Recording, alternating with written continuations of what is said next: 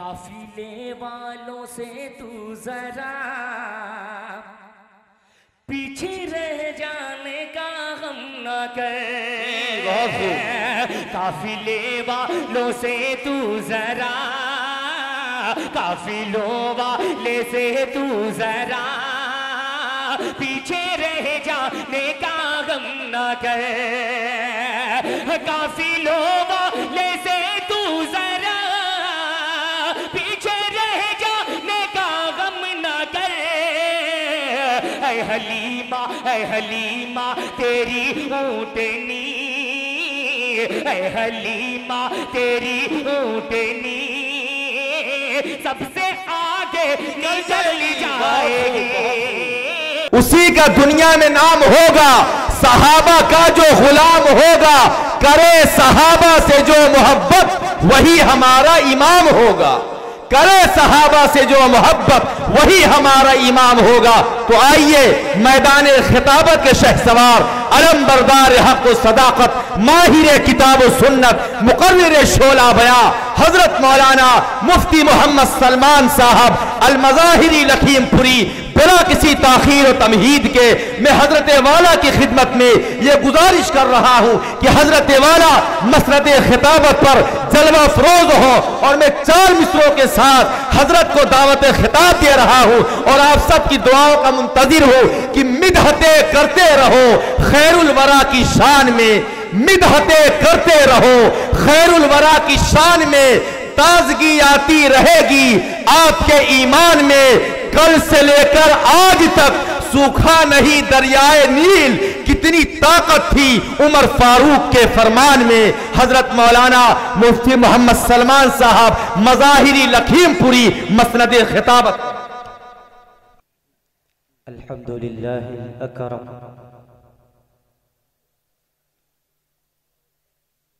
अल्लज़ी खलक़ल इंसान व करम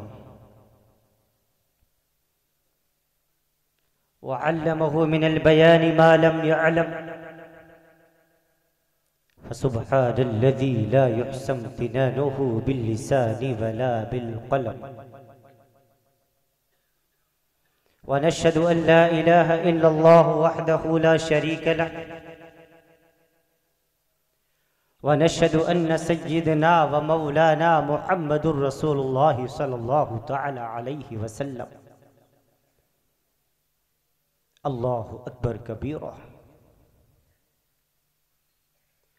ला ज़िद्द लहु वला निद्द लहु वला जौर लहु वला शिबह लहु वला हद्द लहु वला अद्द लहु वला हद्द लहु वला अद्द लहु वला कुफ़ लहु वला मिसाल लहु वला मिस्ल लहु। अम्मा बाद फ़क़द क़ाल अल्लाहु तआला अज़्ज़ व जल्ल फ़िल कलामिल मजीद वल फ़ुरक़ानिल हमीद। फ़अऊज़ु बिल्लाहि मिनश शैतानिर रजीम। बिस्मिल्लाहिर रहमानिर रहीम। वअतसिमू बिहब्लिल्लाहि जमीअन वला तफ़र्रक़ू वज़्कुरू निअमतल्लाहि अलैकुम इज़ कुंतुम अअदाअन फ़अल्लफ़ बैन क़ुलूबिकुम फ़अस्बहतुम बिनिअमतिहि इख़वाना। वक़ाल तआला इन्नमल मुअमिनूना इख़्वतुन फ़अस्लिहू बैन अख़वैकुम वत्तक़ुल्लाह। वक़ाल तआला या अय्युहल्लज़ीना आमनू इदख़ुलू फ़िस्सिल्मि काफ़्फ़ा वला तत्तबिऊ ख़ुतुवातिश शैतान इन्नहु लकुम अदुव्वुम मुबीन। वक़ाल तआला बिस्मिल्लाहिर रहमानिर रहीम अलम नशरह लक सदरक व वज़अना अन्का विज़रक अल्लज़ी अन्क़ज़ ज़हरक व रफ़अना लक ज़िक्रक। सदक़ल्लाहुल अज़ीम। अन अब्दुल्लाह इब्न मसऊद रज़ियल्लाहु तआला अन्हु क़ाल क़ाल रसूलुल्लाह सल्लल्लाहु तआला अलैहि वसल्लम इन्ना अक्सर खताया बनी आदम फी लिसानी। रवाहु अबू दाऊद। अन आइशा रज़ियल्लाहु तआला अन्हा अन नबी सल्लल्लाहु अलैहि वसल्लम क़ाल या आइशा इय्याका व मुहक़्क़रातिज़ ज़ुनूब फ़इन्न लहा मिनल्लाहि तालिबा। रवाहु अहमद। अन जाबिर रज़ियल्लाहु तआला अन्हु क़ाल रसूलुल्लाह सल्लल्लाहु तआला अलैहि वसल्लम मन कुन्न फीहि यस्सरल्लाहु थुम्मा हत्फहु व अदखिलहु जन्नतहु रिफ़्क़ुन बिद्दईफ़ व शफ़क़तुन अलल वालिदैन व इहसानुन इलल ममलूक रवाहु इब्न माजा अन अबी हुरैरा क़ाल रसूलुल्लाह सल्लल्लाहु तआला अलैहि वसल्लम तलबुल इल्मी फ़रीज़तुन अला कुल्लि मुस्लिम रवाहुल मुस्लिम अन उस्मान इब्न अफ़्फ़ान क़ाल रसूलुल्लाह सल्लल्लाहु तआला अलैहि वसल्लम खैरुकुम मन तअल्लमल क़ुरआन व अल्लम व ऐदन क़ाल तअल्लमुल फ़राइद वल क़ुरआन व अल्लिमुन नास फ़इन्नी मक़बूद अन अबी दरदाई क़ाल रसूलुल्लाह सल्लल्लाहु तआला अलैहि वसल्लम इन्नल आलिम ला यस्तग़फ़िर लहू मन फ़िस समावाति व मन फ़िल अर्ज़ हत्तल हीतानि फिल मा इन्नल उलमा वरसतुल अंबिया इन्नल अंबिया लम युअर्रितु दीनारन वला दिरहमा इन्नमा वरसुल इल्म फमन अखज़हु अखज़ बिहज़्ज़िन वाफिर रवाहु तिर्मिज़ी व इब्न माजा व अबी दाऊद व रवाहु अहमद औ कमा क़ाल रसूलुल्लाह सल्लल्लाहु तआला अलैहि वसल्लम। मोहम्मद से मोहब्बत दीन हक़ की शर्त अव्वल है। मुफ़क्किर इस्लाम डॉक्टर अल्लामा इक़बाल रहमतुल्लाहि तआला अलैह, जिनकी पैदाइश 1877 और इंतकाल 1938 में हो चुका, वो फरमाते हैं मोहम्मद से मोहब्बत दीन हक़ की शर्त अव्वल है। एक साहिब ईमान के लिए ज़रूरी है उसका सीना इश्क़ नबवी से पुर हो, उसके दिल में इमामुल अंबिया की तड़प हो, उसके दिल में इमामुल अंबिया की सच्ची मोहब्बत हो, वो नबी की अदाओं से भी प्यार करता हो, वो नबी के किरदार से भी प्यार करता हो, उसको नबी के कैरेक्टर से भी मोहब्बत हो, उसको नबी के सहाबा से भी प्यार हो, उसको नबी की सहाबियात से भी प्यार हो, उसके दिल में इमामुल अंबिया की एक एक अदा रची और बसी हो, वो हर हाल में अल्लाह और अल्लाह के महबूब सल्लल्लाहु अलैहि वसल्लम से मोहब्बत करता हो। हाँ हाँ, इसी को इकबाल कहता है मोहम्मद से मोहब्बत दीन हक़ की शर्त अव्वल है, इसी में हो अगर खामी तो सब कुछ नामुकम्मल है। मोहब्बत कहते किसको है? मोहब्बत क्या है? मोहब्बत क्या है? दिल का दर्द से मामूर हो जाना। शायरी की जुबान में मोहब्बत क्या है? दिल का दर्द से मामूर हो जाना, मताए जां किसी को सौंप कर मजबूर हो जाना। ये मोहब्बत की एक तारीफ है। शेखुल इस्लाम हज़रत मौलाना मुफ्ती मोहम्मद तकी उस्मानी मद्ददिल्लाहुल आली की ज़ुबानी, हज़रत जहाँ बहुत बड़े आलम इस्लाम के बहुत बड़े रहनुमा भी हैं, मुहद्दिस भी हैं, मुफक्किर भी हैं, फ़क़ीह भी हैं और एक मुदर्रिस भी हैं, वहीं एक बहुत काबिल क़द्र शायर भी हैं। किसी ने हज़रत से पूछा, हज़रत मोहब्बत किसे कहते हैं? मोहब्बत की तारीफ़ क्या है? इतना जुमला सामने वाले का ले लिया और पूरी एक नज़म कह डाली। फरमाने लगे मोहब्बत क्या है? दिल का दर्द से मामूर हो जाना, मताए जां किसी को सौंप कर मजबूर हो जाना। और मेरी इस बादनोशी पर फरिश्ते रश्क करते हैं, मेरी इस बादनोशी पर फरिश्ते रश्क करते हैं, किसी के संग दर को चूमना मखमूर हो जाना। और कदम है राह उल्फत में तो मंजिल की हवस कैसी, कदम है राह उल्फत में तो मंजिल की हवस कैसी। यहाँ तो ऐन मंजिल है थकन से चूर हो जाना, यहाँ तो ऐन मंजिल है थकन से चूर हो जाना। और बसा लेना किसी को दिल में, दिल ही का कलेजा है, बसा लेना किसी को दिल में, दिल ही का कलेजा है। पहाड़ों को तो बस आता है जलकर दूर हो जाना। मोहब्बत क्या है? दिल का दर्द से मामूर हो जाना, मताए जां किसी को सौंप कर मजबूर हो जाना। रब्बे दुल जलाल के बेइंतहा फज़ल एहसान से आज सरजमीन मैलहन में पहली मरतबा हाज़िरी का शर्फ हासिल हुआ। इस जलसे के अव्वलीन दाई जनाबे हम सब के मुशफ़िक़ व मुरब्बी हाफिज़ मोहम्मद उमर सल्लल्लाहु तआला अल्लाह रब्बुल आलमीन खूब खूब तरक्कियात से हम किनार फरमाए। हज़रत हाफिज़ साहब और इनके इदारे और इनके मदरसे और जितने इनके खुद्दाम हैं, अल्लाह ताला अपनी शान के मुताबिक अज्र नसीब फरमाए। बड़ी मोहब्बतें शामिल रहीं इस सफ़र में। बार बार आज से कई माह कबल इन्होंने ये तारीख़ दर्ज करवा दी थी। उस वक्त हमारे पास न नेपाल का सफ़र था न कोई और दूसरा सफ़र था। बहरहाल हमने हाँ कर दिया, लेकिन उसके बाद अभी अभी तकरीबन 500-600 किलोमीटर का सफ़र करके आपके दरमियान आना हुआ। थकन से चूर हो गया, हाफिज़ साहब से वादा हो चुका था, लिहाजा आना ही था। बार बार खैरियत मालूम करते रहे। आज तो कई मरतबा इतनी बार फ़ोन किया कि मुझे गिनती भी याद नहीं है। हाँ, बहरहाल अल्लाह ताला सलामत रखे। यहाँ आके दिली खुशी, इंतहाई दिली मसरत महसूस हुई। बहुत ही अच्छे लोग हैं, काबिल क़द्र उलमा कराम से, सहाबा कराम से और दीन और रसूल दी एहतिशाम से मोहब्बत करने वाले लोग मौजूद हैं। बाद नमाज इशा से लेकर के अब तक इस जलसे की खूबसूरत निज़ामत के फ़राइज़ अंजाम देने वाले जनाब हाफिज़ व क़ारी जनाब शादाब साहब, अल्लाह रब्बुल आलमीन खूब खूब तरक्कियात से हमकिनार फरमाए। बहुत से ऐसे अहबाब हैं जो जाने पहचाने हैं, जिनके नामों से वाकिफ़ नहीं। हमारा स्टेज मुअतबर स्टेज है, करीब से दूर पूरे तौर पर क़ुर्ब जवार से, अतराफ़ से लोग आए हुए हैं। हाफिज़ व क़ारी मोहम्मद अरबाज़ सल्लल्लाहु ताला हमारे इलाके के हैं, हमारे ज़िले के हैं। आपके यहाँ पूरे तौर पर ये खिदमत अंजाम दे रहे हैं। अल्लाह रब्बुल आलमीन से दुआ है कि अल्लाह ताला हम सबको साबित कदम रखे और सहाबा कराम और नबी की ग़ुलामी नसीब फरमाए। अहले ईमान का मजमा, अहले इस्लाम का मजमा, रसूल मुअद्दम अहमद मुश्तबा मोहम्मद मुस्तफ़ा सल्लल्लाहु अलैहि वसल्लम से मोहब्बत करने वालों का जलसा है। रसूल अरबी जनाब मोहम्मदुर रसूलुल्लाह सल्लल्लाहु अलैहि वसल्लम की एक एक अदाओं से मोहब्बत करने वालों का जलसा है। मुसलमान सब कुछ बर्दाश्त कर सकता है, लेकिन नबी की शान में अदना दर्जे की गुस्ताखी कभी बर्दाश्त नहीं कर सकता। जब शरीयत इस्लाम के ऊपर आंच आने लगती है, जब कुरान करीम के ऊपर कोई उंगली उठाने लगता है, जब बात ईमान की बात आ जाती है, तो हाफिज उमर जैसा कोई मर्द मुजाहिद खड़ा हो जाता है और तहफ़्फ़ुज़ ख़त्म नबूवत के उन्वान से इजलास आम का इनक़ाद कर देता है। दूर दूर से उलमा इकराम को दावत दे देता है। हाँ, नहीं परवाह करता कि कितना पैसा खर्च होगा, नहीं इस बात की परवाह करता कि लोग कितनी मशक्कतों का सामना करना पड़ेगा।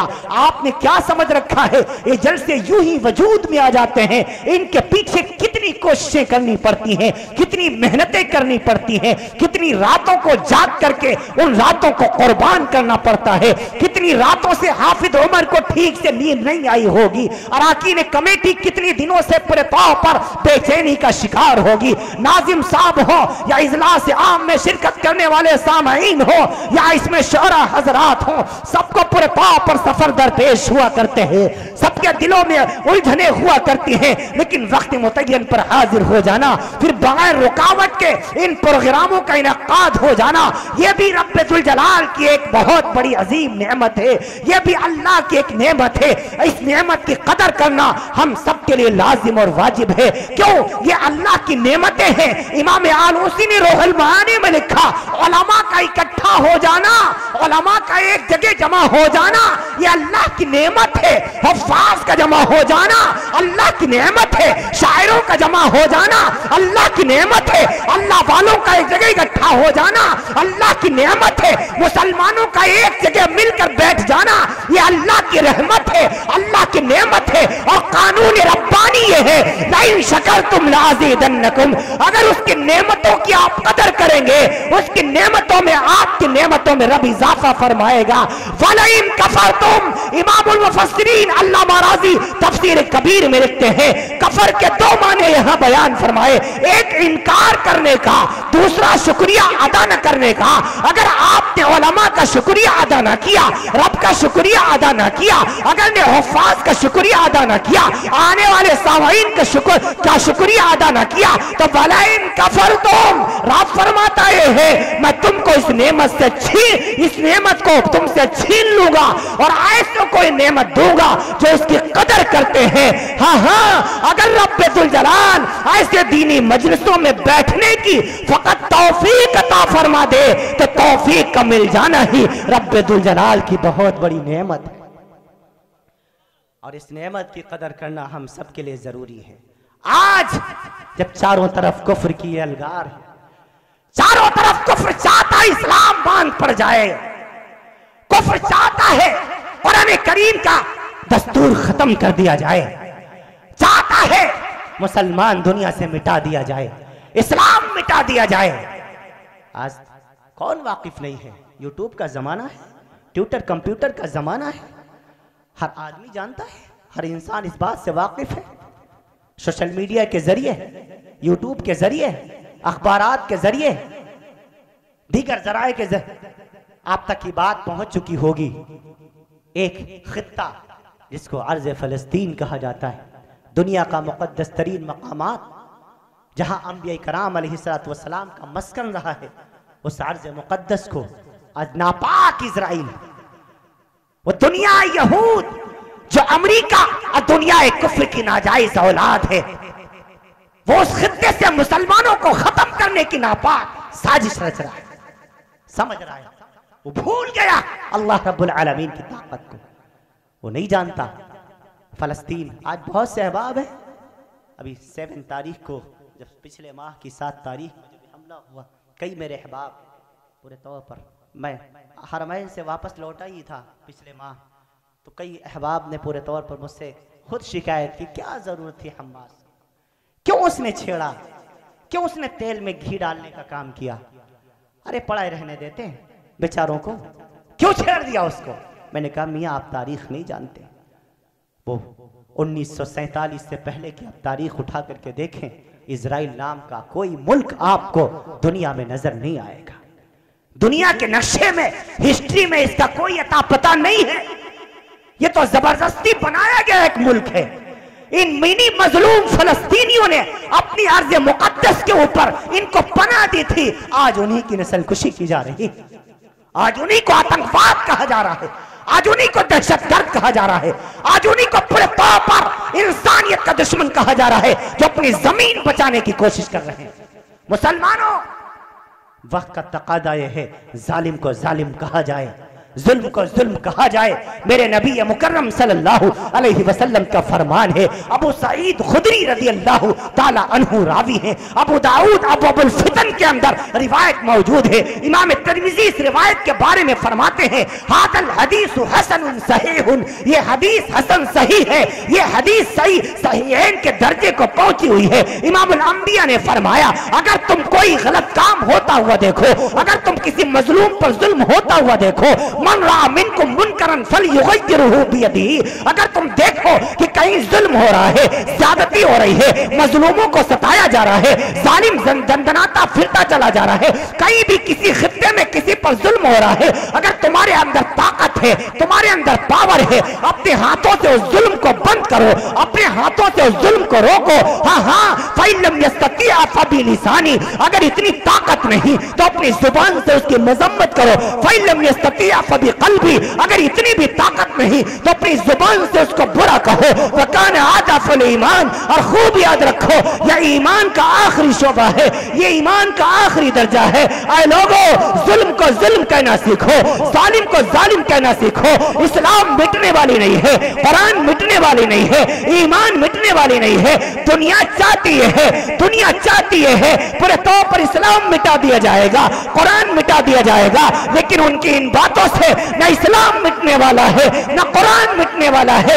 इस्लाम कल भी जिंदाबाद था, आज भी जिंदाबाद है, और इंशाअल्लाह क़यामत तक इस्लाम जिंदाबाद रहेगा। इस्लाम कभी नहीं मिटेगा इंशाअल्लाह। ऐ लोगों, वक्त का तकाज़ा है, अपने आप को नबवी सीरत में ढालने की कोशिश करो। वक्त का तकाज़ा है, इमामुल अंबिया के तरीके को अख्तियार करने की कोशिश करो। हाँ हाँ, आज मैं अर्ज कर दूं आपसे, हमारे दिलों में नबी का इश्क नहीं है, जिस दर्जे होना चाहिए उस दर्जे हमारे दिलों में नबी की मोहब्बत नहीं है। ऐ लोगों, अपने क़ुलूब में इमामुल अंबिया की मोहब्बत जगाओ, अपने सीनों में रसूल पाक सल्लल्लाहु अलैहि वसल्लम का इश्क जगाओ, अपने दिलों में रसूल अरबी सल्लल्लाहु अलैहि वसल्लम की मोहब्बत पैदा करो। हाँ हाँ, वरना वो दिन दूर नहीं, हाँ हाँ, कि हम पूरे तौर पर हमारे हाथों से सब कुछ निकलता चला जाएगा। मैं अर्ज़ कर दूँ आपसे, इस वजह से ज़रूरत है इस बात की कि हम सब इमामुल अंबिया अहमद मुश्तबा मोहम्मद मुस्तफ़ा सल्लल्लाहु अलैहि वसल्लम की ग़ुलामी में आएँ। आपका उन्वान बड़ा ज़बरदस्त है, तहफ़्फ़ुज़ ख़त्म नबूवत। तहफ़्फ़ुज़ ख़त्म नबूवत किसे कहते हैं, इसका माना क्या है? इस्लाह मुआशरा, इस्लाह मुआशरा इसका माना क्या है, इसके माने क्या हैं? बार बार मुआशरे की इस्लाह के जलसे कराने की ज़रूरत क्यों पेश आती है? पता चलता है कि हमारे मुआशरे बिगड़ चुके हैं, इस वजह से इनकी इस्लाह की ज़रूरत है। उसकी एक वजह यह है कि हमने अपने घरों के अंदर और अपनी बरादरियों के अंदर और अपने ख़ानदानों के अंदर रसूल पाक सल्लल्लाहु अलैहि वसल्लम के तरीक़े को राइज नहीं किया। अल्हम्दुलिल्लाह यहाँ मदरसा चल रहा है, अच्छा काम हो रहा है। मैं मेहमान खाने में था, हमारे कानों में बच्चों की आवाज़ें आ रही थी पढ़ने की, कोई बच्चा नात पढ़ रहा था, कोई और चीज़ें पेश कर रहा था। अच्छा दिल बाग बाग लगता है जब ये सब बातें पेश आती हैं। अल्लाह ताला पढ़ने वालों के दिलों की क़ुव्वत हाफिज़ा मजबूत फरमाए और पढ़ाने वालों के अल्लाह ताला उनके दिलों के अंदर खुलूस पैदा फरमाए, आमीन कह दीजिए। जैसे यहाँ एक मदरसा है, ऐसे ही एक मदरसा था और वहाँ भी यूँ ही जलसा होने वाला था, इजलास आम होने वाला था, वहाँ भी बच्चे पढ़ा करते थे।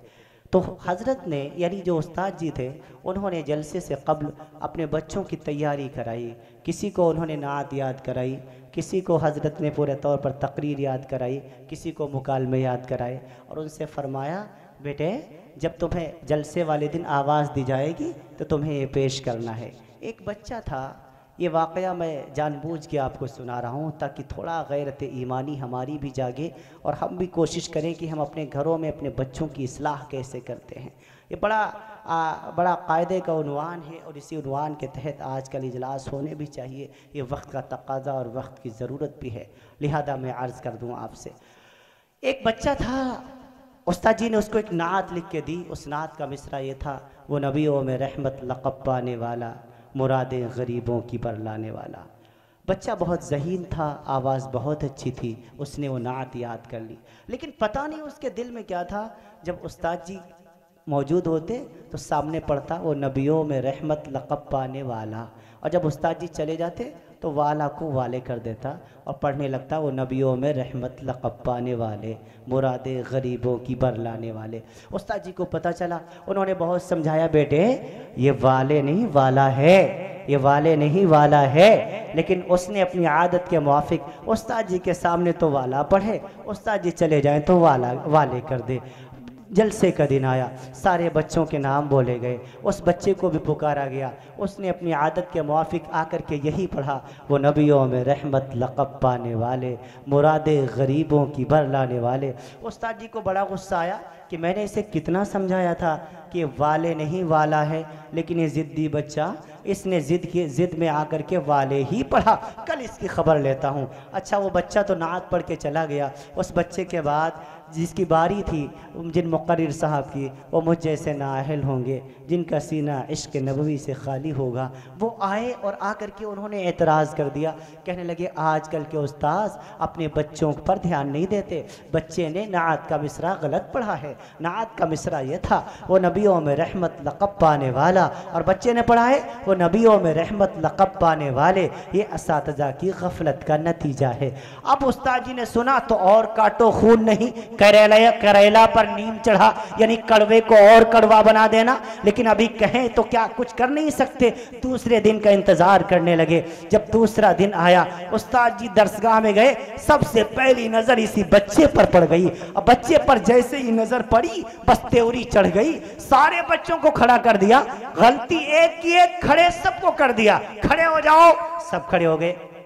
उस्ताद जी ने कहा मैं तुमसे सवालात करता हूँ, तुम उनके जवाबात देना। छोटे छोटे बच्चे थे, उस्ताद जी छोटे छोटे सवाल करते चले गए, वो बच्चे जवाब देते चले गए। जब उस बच्चे की बारी आई जिसने वो नात पढ़ी थी, उस बच्चे को खड़ा किया, खड़े हो जाओ, वो खड़ा हो गया। उस्ताद जी ने कहा बताओ हमारे नबी का नाम क्या है, तुम्हारे नबी का नाम क्या है। ये बच्चा खड़ा तो हो जाता है, अपने हाथों को तो बांधता है, लेकिन लब नहीं हरकत करता, अपने लबों को नहीं हिलाता, जुबान से कुछ नहीं बोलता। उस्ताद जी करीब आए, खींच के थप्पड़ मारा तो कितना जिद्दी होती है। मैंने तुझे कितना समझाया था, वो नबियों में रहमत लक़ब पाने वाला है, तूने वाले कहा, अब तू नबी का नाम नहीं बताता। उस्ताद जी मारते चले गए, बच्चा मार खाता चला गया, लेकिन वो रोता रहा, बोला कुछ नहीं, रोता रहा, बोला कुछ नहीं, आंसू बहाता रहा, लेकिन जुबान नहीं हिलाई, लबों को हरकत न दी। उस्ताद जी हैरान परेशान, अरे इसको क्या नबी का नाम याद नहीं है? मैं इसका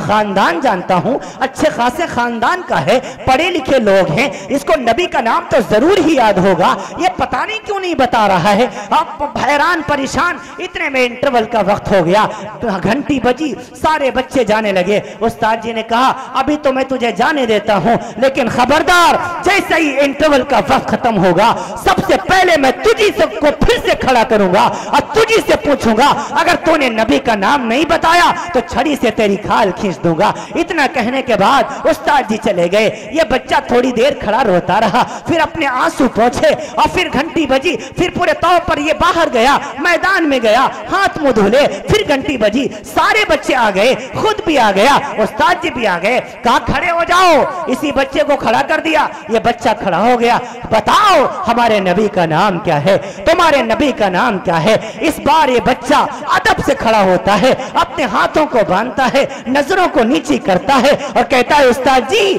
हमारे नबी का नाम पैगंबर इस्लाम, नबी अज़ी एहतिशाम, रसूल बुलंद मकाम, साक़ी कौसर, शाफ़ी महशर, शाफ़ी रोज़े जज़ा, इमामुल अंबिया, अहमद मुस्तफ़ा, मोहम्मद मुस्तफ़ा, हजरत मोहम्मद सल्लल्लाहु अलैहि वसल्लम है।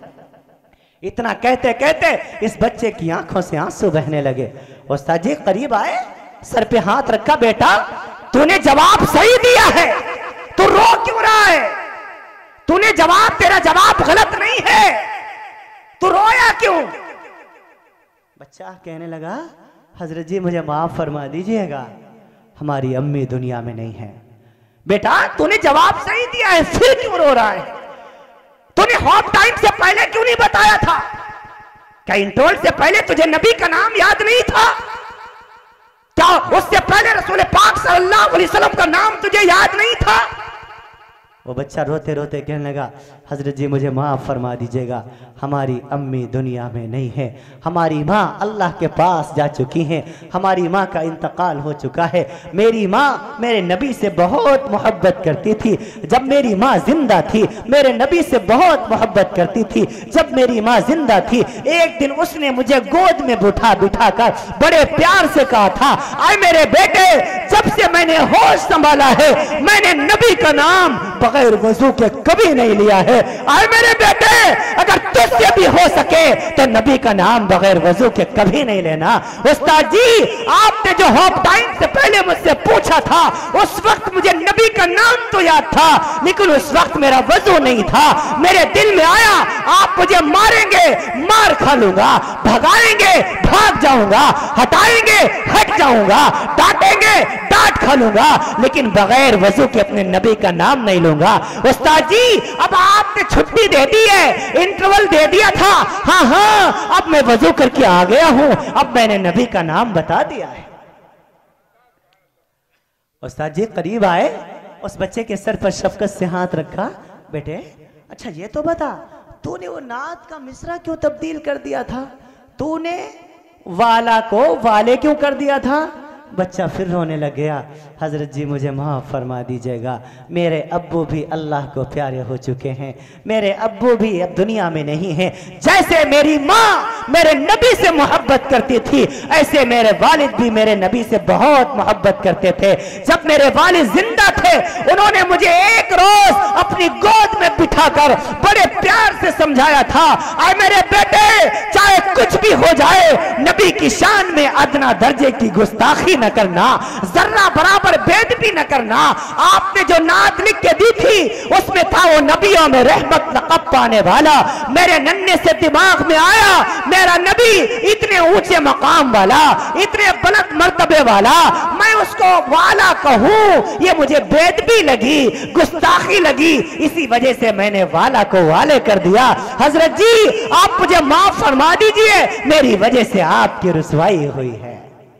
उस्ताद जी रोने लगे, बेटे गलती तेरी नहीं है, गलती मेरी है। हमने जाना ही नहीं नबी से मोहब्बत कैसे की जाती है, रसूल पाक के इश्क का हक कैसे अदा किया जाता है। मुसलमानों, कहां चली गई वो माएं जो अपने बच्चों को सिखाया करती थी, अरे मेरे बेटो बगैर वजू के नबी का नाम कभी नहीं लेना। कहां चले गए वो बाप जो अपने बच्चों को ये तालीम दिया करते थे, नबी की शान में अदना दर्जे की बेदबी न करना, जर्रा बराबर गुस्ताखी न करना। कहां चले गए? सारे मुआशरे को आग लगी हुई है, सारा मुआशरा बिगड़ा हुआ है। सिर्फ जवानी नहीं बिगड़ा है, एक 60 साल का बूढ़ा भी बिगड़ा हुआ है, एक 60 साल की बूढ़ी माँ भी बिगड़ी हुई है। हाँ, जवान भी बिगड़ा हुआ है, नौजवान भी बिगड़ा हुआ है, सारे मुआशरे को आग लगी हुई है। दिल के फफोले जल उठे, सीने के दाग से हर घर को आग लग गई, घर के चिराग से। हमें नहीं पता रसूल पाक सल्लल्लाहु अलैहि वसल्लम की जिंदगी के बारे में, हमें नहीं पता इमामुल अंबिया अहमद मुश्तबा मोहम्मद मुस्तफ़ा सल्लल्लाहु अलैहि वसल्लम के तरीके के बारे में। हर एक मौके पर, शादी का मौका हो, वलीमे का मौका हो, अकीके का मौका हो, हाँ, हर जगह इमामुल अंबिया की सुन्नतों को ज़िबा किया जाता है। हम अपने आप को आशिके रसूल समझते हैं, ज़बानी कहते हैं अपने आप को, यह दावा हमारा झूठा है। किसी खाने में हम कामिल और मुकम्मल नजर नहीं आते। हाँ, हम अपने आप को जन्नत का ठेकेदार समझते हैं, हम अपने आप को रसूल पाक का आशिक समझते हैं। क्या यही है नबी का इश्क? जन्नत इतनी सस्ती होती हरते खब्बाब को अंगारों पर लेटना ना पड़ता। अगर जन्नत इतनी सस्ती होती बिलाल हबशी को तपते हुए रेत पर घसीटा न जाता। अगर जन्नत इतनी सस्ती होती हरते सुमैया के टुकड़े न किए जाते। अगर जन्नत इतनी सस्ती होती हरते जुनेरा की आंखें न निकाली जाती। अगर जन्नत इतनी सस्ती होती तो सहाबा कराम को कुर्बानियां न देनी पड़ती। अगर जन्नत इतनी सस्ती होती हमारे नबी को बदर में मारा न जाता, ओहद में मारा न जाता, हमारे नबी पाक सल्लल्लाहु अलैहि वसल्लम की बेटियों को मारा न जाता, आपके सहाबा को मारा न जाता। हाँ, ये जन्नत इतनी सस्ती नहीं है। अब हसिबतुम अन तदखुलुल जन्नत वलम्मा यातिकुम मसलुल लदीना खलू मिन क़ब्लिकुम मस्सतहुमुल बअसाउ वज़र्राउ वज़ुलज़िलू हत्ता यक़ूल अर्रसूल वल्लदीना आमनू मअहू मता नसरुल्लाह अला इन्न नसरल्लाहि क़रीब। आए लोगों, इस जन्नत को हासिल करने के लिए, कामयाबी हासिल करने के लिए, अल्लाह की रजा हासिल करने के लिए, रसूल पाक का इश्क हासिल करने के लिए बड़े बड़ों ने बड़ी बड़ी कुर्बानियां दी हुई हैं। हाँ, हम अपने आप को थोड़ा बदलने की कोशिश करें। आज हमारी जिंदगियों के अंदर नमाज भी नहीं है। रमज़ान आता है, हम खुल्लम खुल्ला खाया पिया भी करते हैं, हम इसमें ऐब भी नहीं समझते। हालांकि ऐसा नहीं होना चाहिए। हमारे घरों के अंदर, हमारे घरों में जवान जवान बेटे अपनी माओं का कोई लिहाज नहीं करते, बेटियां अपने बाप का कोई लिहाज नहीं करती, बहनों को भाइयों से मोहब्बत नहीं रही और भाइयों को बहनों से उल्फत नहीं रही। सारा मुआशरा ख़त्म हो चुका है, सारे मुआशरे को आग लग चुकी है। कौन कौन सा रोना रोया जाए, किस किस उन्वान पे बात की जाए, किस किस टॉपिक पे बात की जाए। हाँ, मुल्क हिंदुस्तान पर नजरें दौड़ाओ, चारों तरफ जुल्म और बर्बरियत का माहौल है। हाँ, बूढ़े बाप को घरों से बेदखल किया जा रहा है। बाप अपने बेटे के सामने नहीं खड़ा हो पा रहा है, माँ अपनी बेटी से परेशान नजर आ रही है, सास बहू में नहीं बन रही, ननद भावज में नहीं बन रही, सारा मुआशरा बिगड़ा हुआ है। बताओ तो सही कौन कौन से उन्वान पर बात की जाए। इस्लाह मुआशरा कि जलसे कराने की बार बार जरूरत क्यों पेश आती है? कितने बूढ़े बाप फोन करके कहते हैं जरा मेरे बेटे को समझा दीजिए। हाय हाय हाय, नौजवान, हमारे नौजवानों, तुम्हें समझना होगा, तुम्हें अपने बूढ़े माँ बाप के दुख और दर्द को समझना होगा। तुम उन्हें बुढ़ापे की हालत में सताया ना करो। इमामुल अंबिया अहमद मुश्तबा मोहम्मद मुस्तफ़ा सल्लल्लाहु अलैहि वसल्लम का फरमान है, माँ के कदमों तले जन्नत है, बाप जन्नत के दरवाजों में से एक दरवाजा है। खबरदार, तुम्हारी वजह से तुम्हारी माँ की आंखों में आंसू ना आए। खबरदार, तुम्हारी तुम्हारी वजह से तुम्हारे बाप का सर नीचा ना होने पाए। उम्मत की बेटियों को शरीयत ने पैगाम दिया है, अरे उम्मत की बेटी खबरदार, गलती से भी कोई गलती न करना कि तेरी एक गलत काम की वजह से तेरे भाई को समाज में सर नीचा करके चलना पड़े, तेरे बाप को सर झुका के चलना पड़े, तेरी माँ का सर शर्म से नीचा हो जाए। खबरदार, अरे उम्मत मुस्लिमा की बेटी, तुझे ऐसी हरकत करने की इजाजत नहीं है। शरीयत समझना पड़ेगा।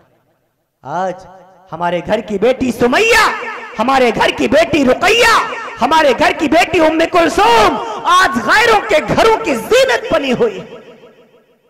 मैं अखबारात के जरिए से पूरे तौर पर इत्तलाआत मौसूल होती है और कई लोगों ने तो फोन करके बताया। अल्लाह अकबर। अभी मुझसे कबल हज़रत मौलाना जिस उन्वान की तरफ इशारा कर रहे थे, फितना इर्तिदाद इस वक्त बहुत ज़ोर शोर से है और ये प्रयागराज और कुशीनगर और गोरखपुर और बिहार के अक्सर अज़ला और हमारे यूपी सूबा यूपी के अक्सर अज़ला में पूरे तौर पर ये बहुत फितना बहुत तेज़ी से फैल रहा है।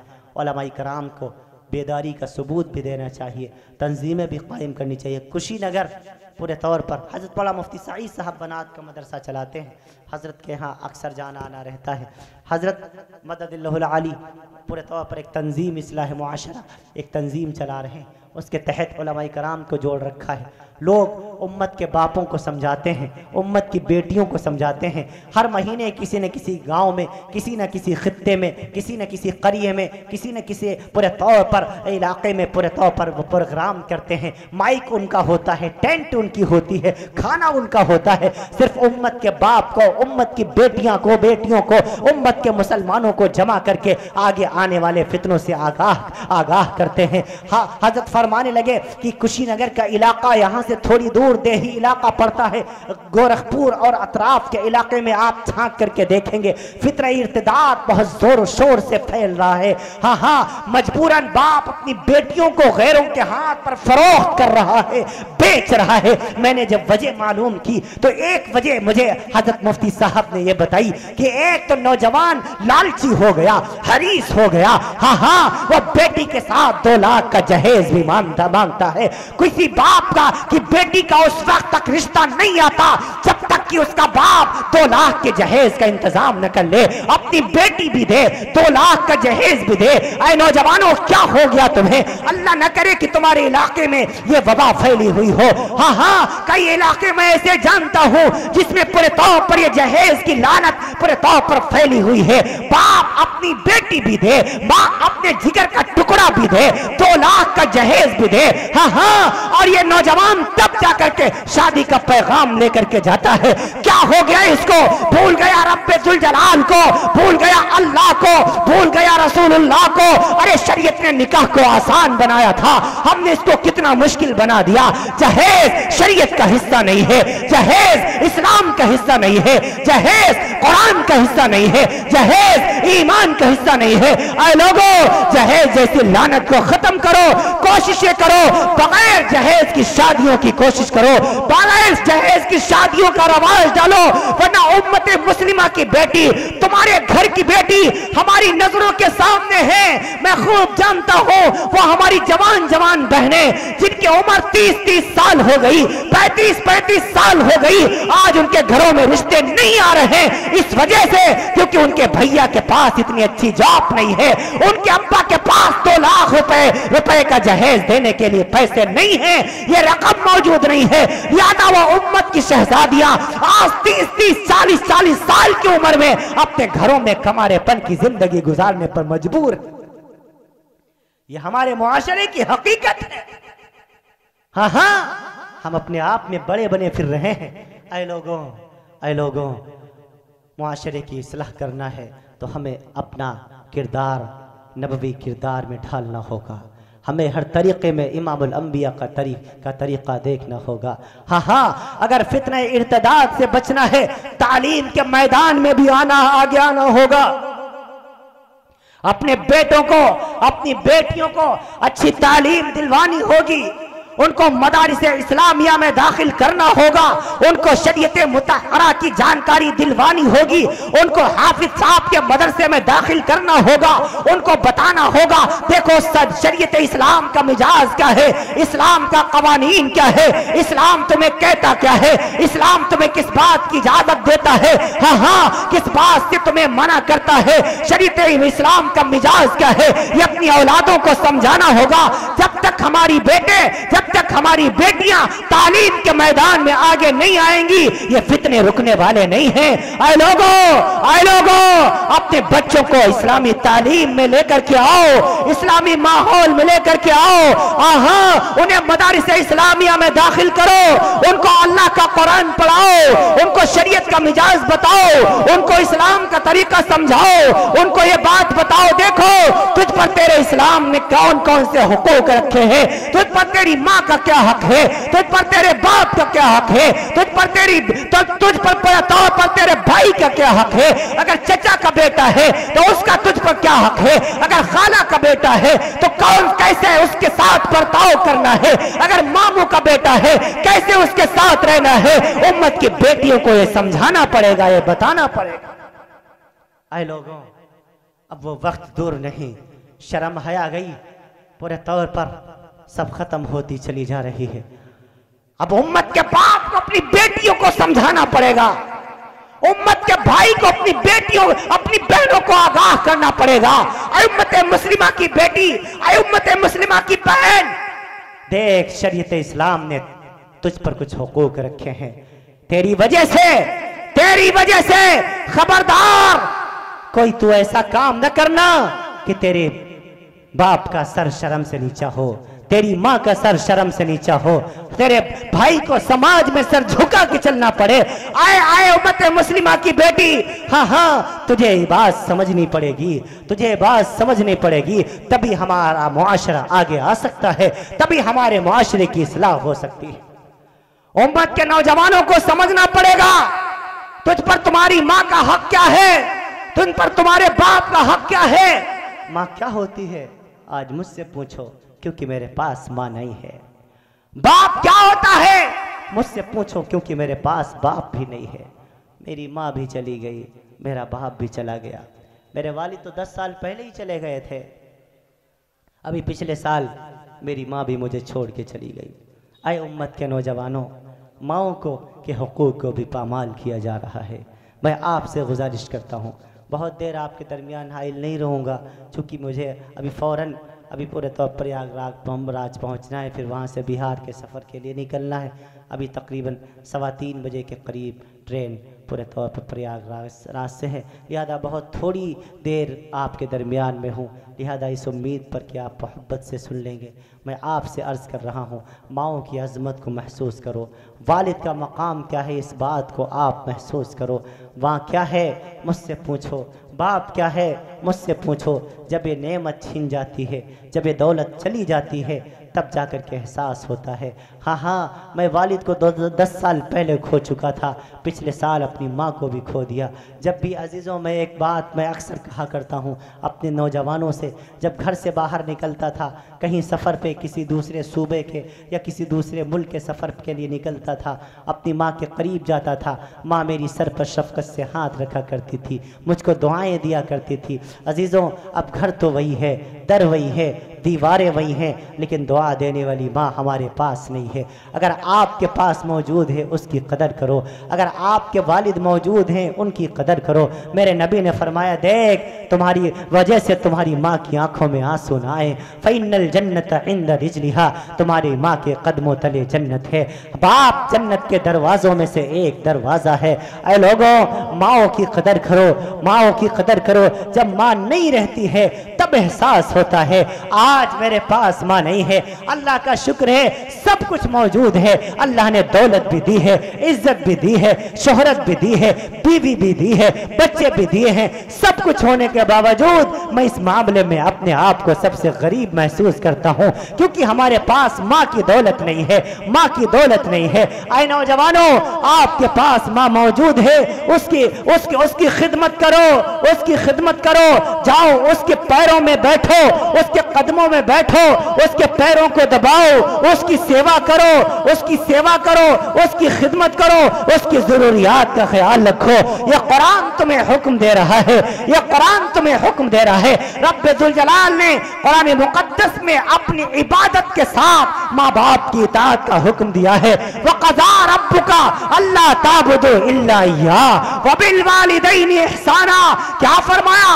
वक़ज़ा रब्बुका, फैसला आ गया तेरे रब्बे दुल जलाल का, फैसला आ गया रब्बे दुल जलाल का, जज बन गया रब्बे दुल जलाल। मोहर लगा दी तेरे रब ने किस बात पर? अल्लाह ताबुदू इल्ला इय्याह, तुझे इबादत तो अल्लाह की करनी है। वबिल वालिदैनि इहसाना, और अपने वालिदैन के साथ हुस्ने सुलूक करना है। फइम्मा यबलुगन्नका इंदकल किबर अहदुहुमा औ किलाहुमा, ये दोनों या दोनों में से एक जब बुढ़ापे की हालत को पहुंचे तो कुरान कहता है उफ़्फ़िम वला तनहरहुमा, इनको झिड़कना मत। वक़ुल लहुमा क़ौलन करीमा, इनके सामने बड़ी नरमी से बात करना, इनसे ऊंची आवाज में बात करने की भी तुझे इजाजत नहीं। हाँ हाँ आईना फरमान बेटे, अपनी माँ से ऊंची आवाज में तुझे बात करने की भी इजाजत नहीं। क्यों? वहनन अला वहनु, कुरान कहता है बोझ पर बोझ उठाती थी तेरी माँ। हाँ हाँ यही माँ है जिसने 9 महीने पेट में रखा। हाय कोई ताकतवर मर्द जिला प्रयागराज के अंदर, लखीमपुर, लखनऊ, हिंदुस्तान के अंदर कोई है ऐसा जो 2 किलो का पत्थर 9 महीने तक अपने पेट पर बांध के दिखाए? अरे 2 महीने तो दूर की बात, कोई 2 महीने नहीं बांध सकता, 2 दिन नहीं बांध सकता। यही माँ है बेचारी जो 9 माह तक हमल की शौबतें बर्दाश्त करती है। डॉक्टर ने कह दिया तुझे चीज नहीं खानी है। अम्मा की वो चीज फेवरेट थी, लेकिन माँ ने वो चीज खाना छोड़ दिया, मेरे बच्चे को तकलीफ न पहुंचे। हाँ हाँ डॉक्टर ने मना कर दिया तुझे इस करवट नहीं लेटना है, माँ ने उस करवट लेटना छोड़ दिया। यही माँ है। बाप तो बड़ा सोता रहता है, अम्मा बेचारी घर के अंदर पूरे तौर पर तड़पा करती है, कभी करवटें बदलती है, कभी आंगन में टहलती है, कभी छत के ऊपर जाती है, कभी सितारों को देखती है, कभी चांद से बातें करती है। कुरान कहता है वाहनन अला वाहनु, बोझ पर बोझ उठाती है तेरी माँ। हाँ हाँ आए नौजवान बेटे, जब यही माँ बूढ़ी हो गई, जब यही बाप बूढ़ा हो गया, जब तू जवान हो गया, तो अब यही माँ तुझे अच्छी नहीं लगती, यही बाप तुझे अच्छा नहीं लगता। कुरान कहता है तुम इनके सामने औफ ना करो, इनकी खिदमत किया करो, इनकी खिदमत किया करो, हर हाल में इनका साथ दिया करो। जब तक ये जिंदा हैं इनकी दुआएं लिया करो। जैसे माँ बाप की दुआएं रद्द नहीं होती, ऐसे माँ बाप की बद्दुआएं भी रद्द नहीं हुआ करती। माँ बाप की दुआएं भी, माँ बाप की बद्दुआएं भी दोनों बारगाह रब्बानी में कबूल हो जाती हैं। मूसा कलीमुल्लाह, कौन नहीं जानता मूसा अलैहिस्सलाम को? सारे लोग जानते हैं। मूसा अलैहिस्सलाम एक मरतबा कोहे तूर पे गए, रब्बे दुल जलाल से अर्ज की अल्लाह जन्नत में मेरा साथी कौन होगा? बारी ताला ने फरमाया मूसा जन्नत पे तेरा साथी एक होगा, गोश्त बेचने वाला, एक कसाई होगा। अल्लाह मेरा साथी और गोश्त बेचने वाला? फरमाया हाँ मेरी मर्जी, जिसको चाहूँ तेरा साथी बना दूँ, ये तो मेरी मर्जी। मूसा कलीमुल्लाह ने फरमाया अल्लाह उसका नाम क्या है? अल्लाह ताला ने वही के ज़रिए बता दिया उसका नाम यह है, दुकान फला जगह है, रहता फला जगह है, देखने में ऐसा है, आप चाहें तो मुलाकात कर सकते हैं। मूसा कलीमुल्लाह एक अनजान मुसाफिर बन के उसके दुकान पे पहुंच गए। देखा एक नौजवान बैठा हुआ है, गोश्त के टुकड़े काट काट के फ़रोख्त कर रहा है। मूसा कलीमुल्लाह देख रहे हैं उस नौजवान ने कोई वजीफ़ा नहीं पढ़ रखा, कोई विर्द नहीं कर रहा, कोई इबादत नहीं कर रहा, हैरान है, परेशान है। अल्लाह किस अमल की बुनियाद पर तू उसे मेरा साथी बनाएगा जन्नत में, समझ में नहीं आ रहा। कोई हमने अमल इसका तो ऐसा देखा नहीं। वो बैठा रह गया। जब शाम हो गई, जब वो चलने लग गया, मूसा कलीमुल्लाह भी उसके साथ हो लिए। कहा भाई मैं मुसाफिर हूँ, अगर आपकी इजाज़त हो तो आज रात आपके घर पे रहना चाहता हूँ। आप मेरी मेहमानी पूरे तौर पर आप कबूल फरमा लें, मुझको मेहमान अपने घर में रख लीजिए। मूसा कलीमुल्लाह से मुसाफिर वो तो पहचानता ही नहीं था, कहने लगा ठीक है मैं आज मुझे कोई एतराज़ नहीं है, आज मेरे साथ आप घर पे रह सकते हैं। मूसा अलैहिस्सलाम उस नौजवान के साथ चलते चलते उसके घर पहुंचाए। देखा उसके घर में उसकी बीवी भी है, उसके बच्चे भी हैं, सब मौजूद हैं। ये शख्स आया, घर वालों को सलाम किया, अस्सलामु अलैकुम व रहमतुल्लाह। फिर एक कोठरी में चला गया। मूसा अलैहिस्सलाम इजाज़त लेकर के अंदर दाखिल हुए तो क्या देखा, उसमें एक बूढ़ी जान लेटी हुई है, एक बूढ़ी माँ लेटी हुई है। पूछा ये कौन है? ये मेरी माँ है। गया जा कर के सलाम किया, उसके बाद पेशानी पर बोसा दिया, फिर सीधा किचन में आ गया। बीवी पीछे पीछे आई, क्या करने जा रहे हो? मैं गोश्त का एक टुकड़ा लाया हूँ, उसकी बारीक बारीक बोटियाँ बनाऊँगा, फिर हाथों से उसे पकाऊंगा, फिर अपनी माँ को खिलाऊंगा। बीवी ने कहा मैं पकाती हूँ ना, मैं बनाती हूँ ना। फरमाए नहीं, वो जो लेटी हुई है उस कोठरी में वो मेरी माँ है। बचपन में उसने नौकरानी बनकर मेरी सेवा की है, मेरी खिदमत की है। मेरा दिल करता है आज उसका बेटा उसकी खिदमत करे, आज उसका बेटा उसको अपने हाथों से पका के खिलाए, बना के खिलाए। मूसा कलीमुल्लाह देख रहे हैं, वो नौजवान उठ के गया, जाकर के रसोई घर में किचन में जाकर के सालन तैयार किया, फिर आटा गूंधा, आटे की रोटियां बनाई, रोटी बना करके खाना तैयार किया। जब खाना तैयार हो गया, एक थाल में पूरे तौर पर सजाया, अपनी माँ के हुजरे में लेकर के आया। बूढ़ी माँ लेटी हुई थी, वो नौजवान बेटा करीब आता है और अपनी बूढ़ी माँ को उठा के बिठाता है, अपने सीने की टेक लगा के बिठा लेता है, खुद को कुर्सी बना लेता है, बारीक बारीक टुकड़े काटता है, उसके मुंह में डालता चला जाता है। वो माँ खाती चली जाती है, बेटा और खिलाता चला जाता है। माँ खा रही है, बेटा खिला रहा है, खिलाने वाला बेटा है, खाने वाली माँ है। माँ ने कहा बेटा अब बस कर, बेटा अब खाया नहीं जाता। बेटे ने कहा नहीं माँ थोड़ा और खा लीजिए, थोड़ा और खा लीजिए। बेटा खिलाता जा रहा है, माँ खाती जा रही है। जब माँ ने कहा अब बेटा नहीं चल रहा, उस बेटे ने उस माँ को लिटा दिया, फिर मुंह साफ किया, फिर पैर दबाने लग गया। जब पैर दबाने लग गया, वो बूढ़ी माँ कहने लगी बेटा बहुत देर हो गए, तू सारा दिन दुकान पे काम करता रहा, सारा दिन अपना दुकान चलाता रहा। हाँ अभी अपनी बीवी के पास नहीं गया है, अभी अपने बच्चे के पास नहीं गया है। बेटे जा, बीवी तेरा इंतजार कर रही है, बच्चे तेरा इंतजार कर रहे हैं। जा अपनी बीवी के पास चला जा, अपने बेटे के पास चला जा। ये बेटा कहने लगा नहीं अम्मी जान, नहीं अम्मी जान, मैंने वक्त के नबी से सुना है, हाँ माँ के कदमों में जन्नत हुआ करती है, मुझे इससे महरूम न फरमाना, मुझे इससे महरूम न करना। हाँ उस माँ के बूढ़े हाथ लरसते हुए आसमान की तरफ उठ गए। न जाने वो क्या बड़बड़ाने लग गई, न जाने वो क्या कहने लग गई। मूसा कलीमुल्लाह देख रहे हैं, फरमाने लगे नौजवान ये कौन है और ये क्या कह रही है, ये क्या कह रही है? वो नौजवान कहने लगा ये मेरी माँ है। माँ तो माँ ही होती है। जब भी मैं इसकी सेवा करता हूँ, जब भी मैं इसको खाना खिलाता हूँ, जब भी मैं इसके पाँव दबाता हूँ, जब भी मैं इसकी खिदमत करता हूँ, ये अपने हाथों को आसमान की तरफ उठाकर मेरे लिए एक अजीब दुआ मांगती है, ऐ अल्लाह मेरे इस बच्चे को जन्नत में मूसा का साथी बना देना, मेरे इस बेटे को जन्नत में मूसा का साथी बना देना। अरे कहाँ मैं, कहाँ मूसा, वो तो वक्त का नबी है, मैं उसका साथी कैसे बन सकता हूँ? मूसा कलीमुल्लाह ने दिल ही दिल में कहा ऐ नौजवान, तेरे माँ की दुआओं को रब्बे जुल जलाल ने अर्श मुअल्ला पर कबूल फरमा लिया है और तुझे जन्नत में मूसा का साथी बना दिया है। तुझे जन्नत में मूसा का साथी बना दिया है। नौजवानों, माओ की दुआएं भी रद्द नहीं होती, इसी तरीके से माओ की बद्दुआएं भी रद्द नहीं होती। माँ बाप की दुआएं लिया करो, हाँ इनको सताया ना करो। मेरे नबी ने आलम शबाब में अपनी माँ को नहीं देखा। हाय हाय, 6 साल का है मेरा महबूब, 6 साल के हैं मेरे नबी। मक्का और मदीने के दरमियान अबवा पहाड़ी के ऊपर सैयदा आमिना खातून रदी अल्लाह ताला अन्हा, अभी 29 अगस्त को मैं अबवा पहाड़ी पर खड़ा हुआ था और मैंने ये महसूस किया, हाँ ये वही अबवा पहाड़ी है जिस पर आज से 1493 साल पहले इमामुल अंबिया अहमद मुस्तफा जब सिर्फ कमसिनी के आलम में थे, 6 साल की उम्र में, इसी पहाड़ी के ऊपर जिनके हाथों से उनकी माँ बिछड़ गई थी।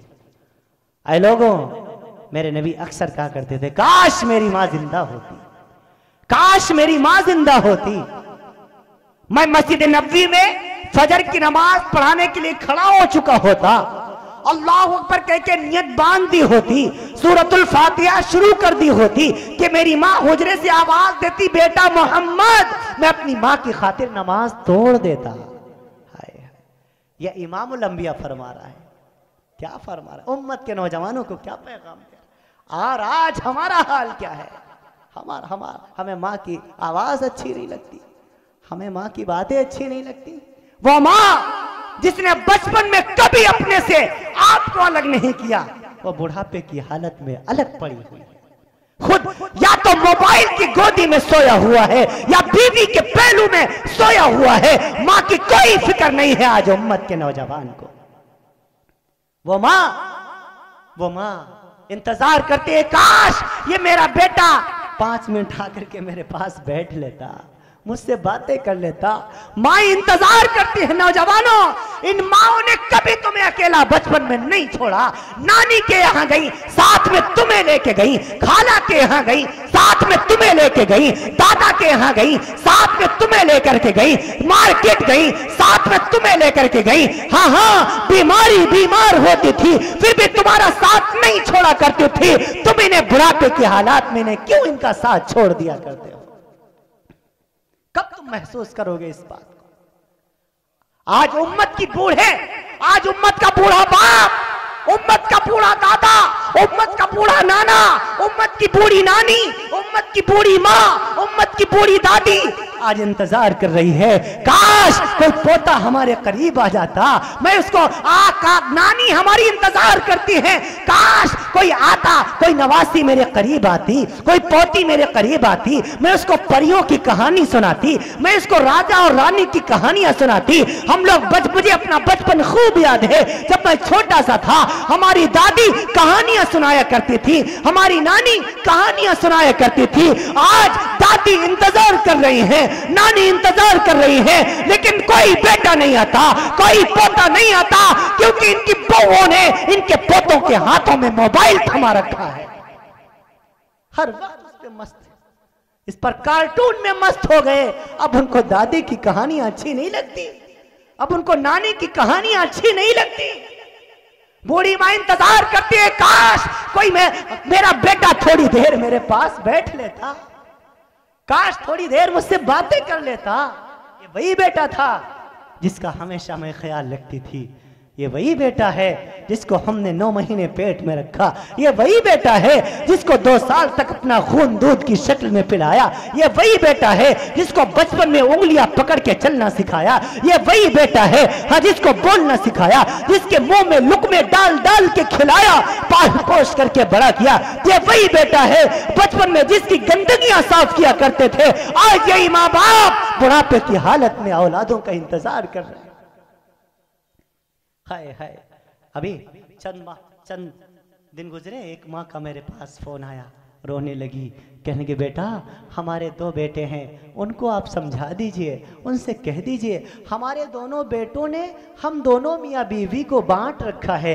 बड़ा बेटा कहता है अब्बा 1 साल तुम्हारे पास रहेगा, अम्मा 1 साल हमारे पास रहेगी। हाँ, उन दोनों ने हमें 1-1 साल के लिए बांट रखा है। बेटा आप मेरे बेटों से कह दीजिए आधी रोटी दे दिया करें, उसमें आधी हम दोनों खा लिया करेंगे, लेकिन बुढ़ापे की हालत में हम दोनों को अलग ना करें। बुढ़ापे की तन्हाई खाए जा रही है। हमारा मुआशरा कैसे पनप पाएगा? हमारे मुआशरे की इस्लाह कैसे हो पाएगी?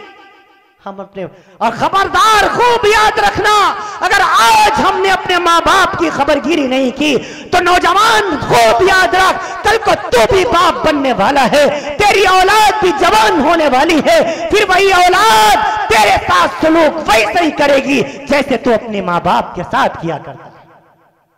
अल्लाह ताला यूं तो नकद फैसले नहीं फरमाया करता, लेकिन चंद काम दो गुनाह ऐसे हैं जिनका नकद अल्लाह ताला दुनिया ही में फैसला फरमा दिया करता है। एक, नाहक कत्ल करने वाले को मरने से पहले ही दुनिया में सजा का वादा पूरे तौर पर रब्बे दुल जलाल ने कर रखा है। दूसरा, वालिदैन के नाफरमान को मरने से पहले जिंदगी ही में उसकी सजा का ऐलान कर रखा है। आए लोगों, तुम्हारी वजह से तुम्हारे वालिदैन की आंखों में आंसू ना आए। एक नौजवान आया, अपनी माँ के पास, बूढ़ी माँ के पास, अम्मा मैं आपका हक अदा करना चाहता हूँ। माँ ने कहा बेटा जा जा, तेरे बस का नहीं है, तो मेरा हक अदा नहीं कर सकता। नहीं अम्मा आप इजाज़त दीजिए, मैं आपका हक अदा करूँगा, क्या करना होगा? माँ ने कहा आसान है, एक काम कर ले, मैं सारा माफ़ कर दूँगी। अम्मा क्या है? कहा शर्त है। कहा शर्त क्या है? कहा शर्त यह है आज की रात सर्दी के मौसम में बग़ैर लिहाफ के, बग़ैर गर्म कपड़ों के तुझे अपनी माँ की चारपाई पर बैठना होगा, अपनी बीवी के पास नहीं जाना होगा। बेटे ने कहा अम्मा मैं राज़ी हूँ। कहा दूसरी शर्त भी सुन ले। कहा दूसरी शर्त क्या है? कहा दूसरी शर्त यह है कि तू आज अपनी माँ की किसी बात में दखलंदाजी नहीं देगा, जो तेरी माँ कहेगी वही तू करेगा, तुझे अच्छा लगे या न लगे। कहा अम्मा ठीक है। माँ ने कहा अगर तू बीच में दरमियान में बोल दिया तो मैं तुझे माफ़ न करूँगी, फिर तेरा हक़ अदा न होगा, फिर तू मेरा हक़ अदा नहीं कर पाएगी। माँ बेटा तैयार हो गया, अपनी बीवी के पास आया, इजाज़त मांगने लगा। हाँ मुझे इजाज़त फरमा दीजिए, आज मैं अपनी माँ की चारपाई पर बैठना चाहता हूँ। बीवी ने कहा कहो क्या ऐसा हो गया, माँ के पास क्यों बैठना चाहते हो? क्या मुझसे कोई गलती हो गई या आप मुझसे कुछ नाराज़ हैं? फरमाया नाराज़गी की कोई बात नहीं है, बस माँ बेटे की बात हो गई, मैं अपनी माँ का हक़ अदा करना चाहता हूँ, लिहाजा उसने शर्त लगा दी है, आप मुझे इजाज़त दे दीजिए। बीवी ने इजाज़त दे दी। वो नौजवान आया, इशा की नमाज़ पढ़ने के बाद अपनी माँ के चारपाई के ऊपर बैठ गया। हाँ जब थोड़ी देर आधी रात से कुछ कम वक्त गुजरा, माँ ने अपने बेटे से कहा बेटा पानी ले आइए। सर्दी का मौसम था, वो बेटा गया पानी लेकर के आया। माँ ने थोड़ा सा पानी पिया, उसके बाद पानी जो बाकी बचा था वो सरहाने फेंक दिया। फिर थोड़ी देर फिर माँ लेट गई, बेटा बैठा रहा, ऊँघने लग गया।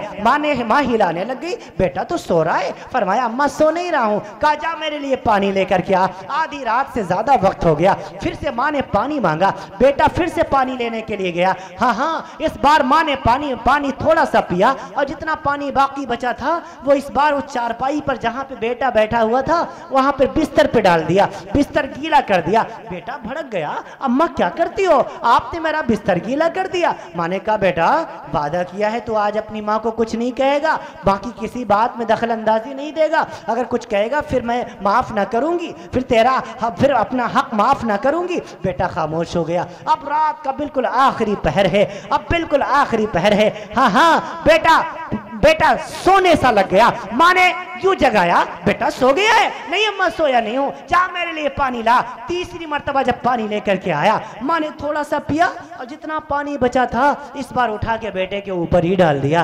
बेटा भड़क गया, अम्मा तू पागल हो गई है, मेरी बीवी सही कहती है कि तेरा दिमाग काम नहीं करता, तेरा दिमाग खराब हो गया है। तू अपनी बेटे का पहले बिस्तर गीला करती है, फिर उसके बाद पूरे तौर पर इसके कपड़ों को गीला करती है, और अब तो शर्त ये भी तूने लगा रखी है कि कोई गर्म कपड़ा नहीं पहनेगी। वाकई में तेरा दिमाग काम नहीं कर रहा, वाकई में तू पागल हो चुकी है, मेरी बीवी सही कहती है तेरा दिमाग इस वक्त काम नहीं कर रहा है। माँ रोने लग गई, फरमाने लगी बेटा हमने तेरा बिस्तर सिर्फ एक मर्तबा गीला किया, हमने तेरे कपड़े सिर्फ एक मर्तबा गीला किया। हाँ तूने मुझे पागल कर दिया, मैं पागल कह दिया। बेटा भूल गया वो दिन, न जाने बचपन में कितनी मर्तबा तूने सर्दी के मौसम में पेशाब किया था, मेरे कपड़ों को गीला किया था। बेटे मैंने तो तुझे कभी पागल नहीं कहा, मैंने तो तुझे कभी पागल नहीं कहा। जब तू पेशाब कर दिया करता था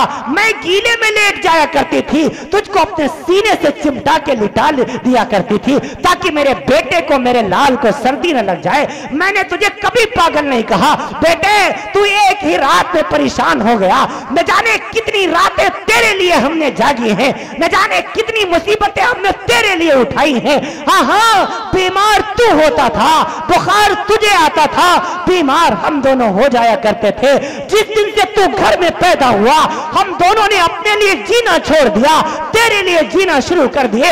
ईद का मौका आता था, तेरे अब्बा कहते थे हम अपने कपड़े नहीं बनवाएंगे, अपने भैया के कपड़े बनवाएंगे ताकि भैया की ईद हो जाए।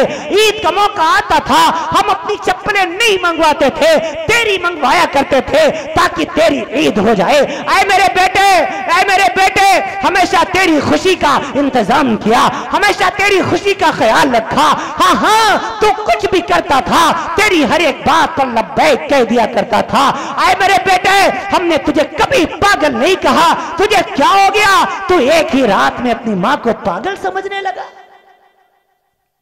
बेटा समझ गया, फौरन मां के कदमों में बैठ गया।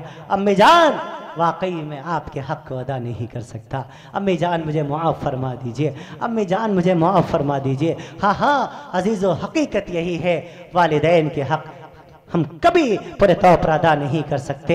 अल्लाह ताला ने इतने हुकूक रखे हैं, अल्लाह ताला ने पूरे तौर पर ऐसी अजीम नेमतें दी हैं, इन माँ बाप की शक्ल में अगर आपके पास मौजूद हैं, आप इनकी कदर करें, वरना जब चले जाएंगे तो आप रोते फिरेंगे। मैं अर्ज़ कर दूँ आपसे, बस आखिरी लम्हात आपके दरमियान हूँ, मैं अर्ज़ कर रहा हूँ आपसे। अब मैं घर जाता था, फ़ोन कर देता था, अम्मी जान आज घर आ रहा हूँ, आज घर आऊँगा। मेरी माँ, मैं ईमानदारी से बात कहता हूँ, मेरी बीवी सो जाती थी, मेरी बेटी सो जाती थी, मेरे बेटे सो जाते थे, सब सोए पड़े रहते थे, लेकिन बूढ़ी माँ की बूढ़ी आंखें जाग कर अपने बेटे का इंतज़ार किया करती थी। अब घर वही है, सब कुछ वही है, लेकिन इंतज़ार करने वाली माँ मेरे पास नहीं है।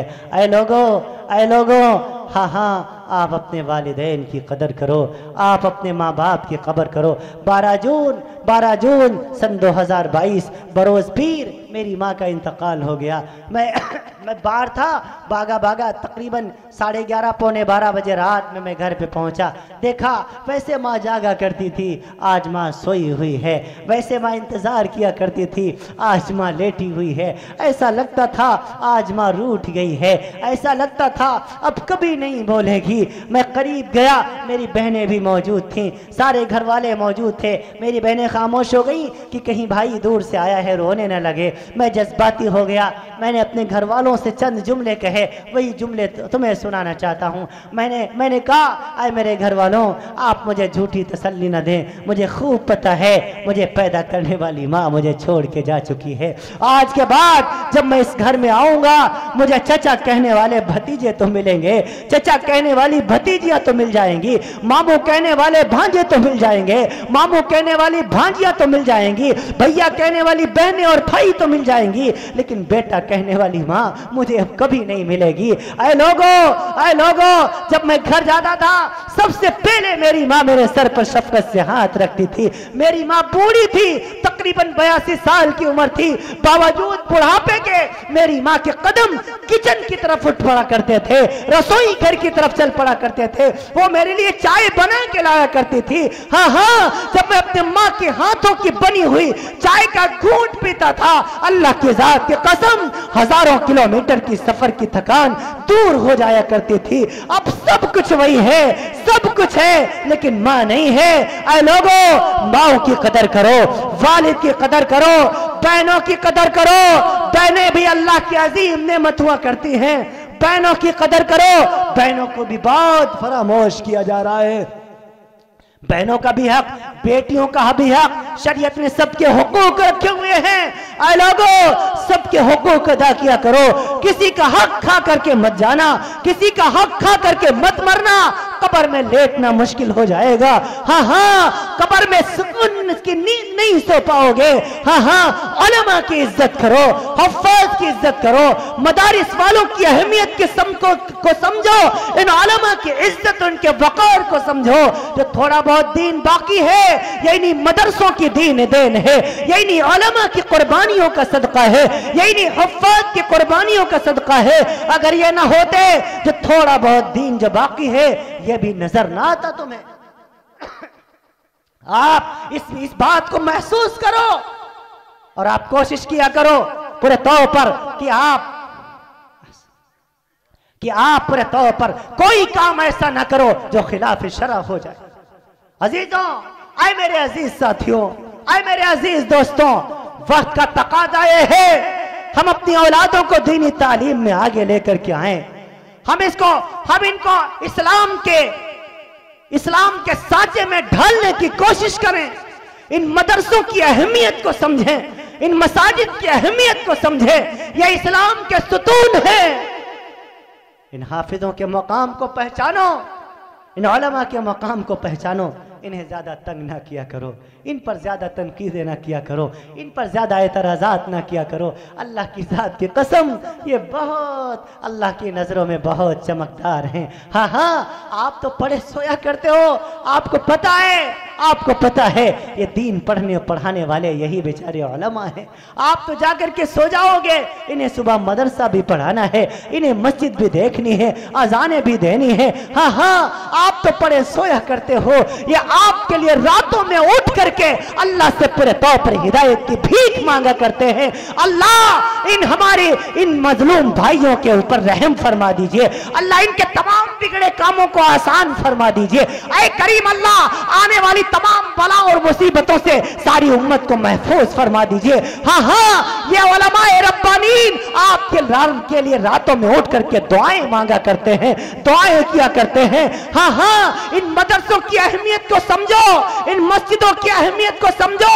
जिस दिन ये मदरसे खत्म हो गए, मस्जिदें खत्म हो गई, अल्लाह की जात की कसम, ये दीन की जरा सी चंगारी जो नजर आ रही है, ये भी देखने को ना मिलेगी। आए लोगों, अपने मदरसों को मजबूत करो, अपने मस्जिदों की हिफाजत खुद से करो, अपने मदरसों को अपने बच्चों से आबाद करो, अपनी मस्जिदों को अपने सजदों से आबाद करो। ये मदरसे दीन के किले हैं, ये मदरसे दीन के पिलर हैं, ये मदरसे इस्लाम के सतून हैं, इस्लाम की बका का जरिया है। हाँ हाँ, मस्जिद में अगर कुरान पढ़ा जाता है तो मदरसों में कुरान पढ़ाया जाता है। अगर मस्जिद में नमाज पढ़ी जाती है तो इन मदरसों में नमाज पढ़ना सिखाया जाता है। अगर मदरसे में मस्जिद में पूरे तौर पर नमाज पढ़ा जाता है तो यहाँ नमाज के मसाइल सिखाए जाते हैं। मस्जिद और मदरसों में ज्यादा फर्क नहीं है। आप मदरसों की अहमियत को समझो। एक हाफिज, एक आलिम ये जमीन पर ऐसा चमकता है जैसे आसमान पर चांद चमका करता है।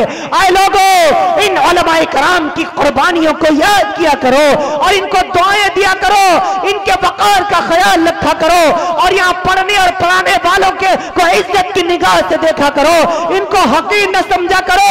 अल्लाह की जात की कसम, ये एक आलिम जमीन पर ऐसे चमकता है जैसे आसमान पर चांद चमकता है।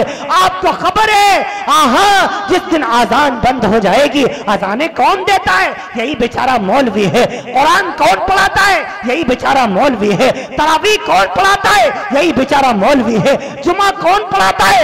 यही बेचारा मौलवी है। हाँ हाँ, अब्बा का इंतकाल हो जाता है, जनाजा कौन पढ़ाता है? यही बेचारे मौलवी है, यही बेचारे मौलवी है। इनकी अजमत को पहचानो, इनकी अजमत को पहचानो, इनके वकार को पहचानो, इनके इज्जत को पहचानो। हाँ हाँ, हर एतबार से इनका साथ दिया करो। जिस दिन ये दुनिया से चले गए, अल्लाह की जात की कसम, बाप का जनाजा भी पढ़ाने वाला कोई बाकी ना रहेगा। इस वजह से इनकी इज्जत और इनके वकार को मलहूज खातिर रखा करो और कोशिश किया करो अदना दर्जे की गुस्ताखी, हाँ हाँ, इनकी शान में न होने पाए। मौलाना उबैदुल्लाह सिंधी ने लिखा, हाँ हाँ, अगर कोई किसी हाफिज को गाली देगा, किसी आलिम को बिला वजह गाली देगा, अल्लाह उसकी 7 नस्लों में हाफिज और आलिम पैदा नहीं होने देगा। आप अंदाजा लगाएं कितना खतरनाक मसला है शरीयत का। आए मेरे अजीजों, आए मेरे साथियों, इन पढ़ने और पढ़ाने वालों के वकार को समझा करो। आप तो पढ़े सोया करते हो।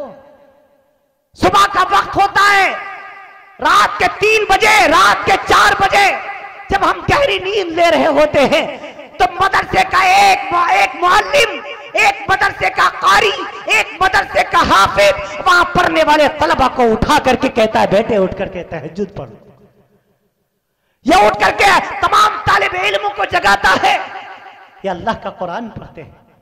हमने तो गुनाह कर करके अल्लाह की धरती को अजाब से भर दिया है।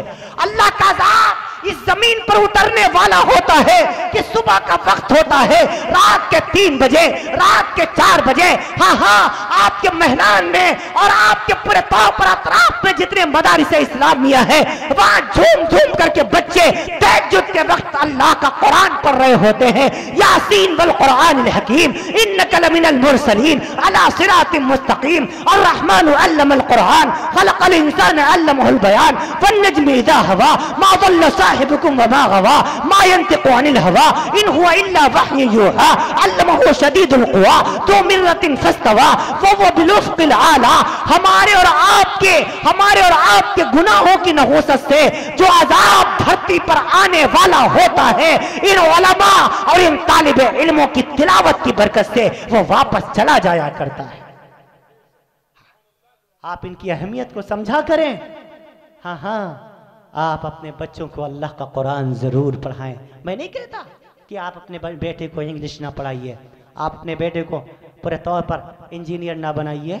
बेशक आप अपने बच्चे को इंग्लिश पढ़ाइए, इंजीनियर बनाइए, साइंटिस्ट बनाइए, BA कराइए, CA कराइए, MCA करा दीजिए, चार्टर्ड अकाउंटेंट बनाइए, LLB कराइए, बैरिस्टर बनाइए।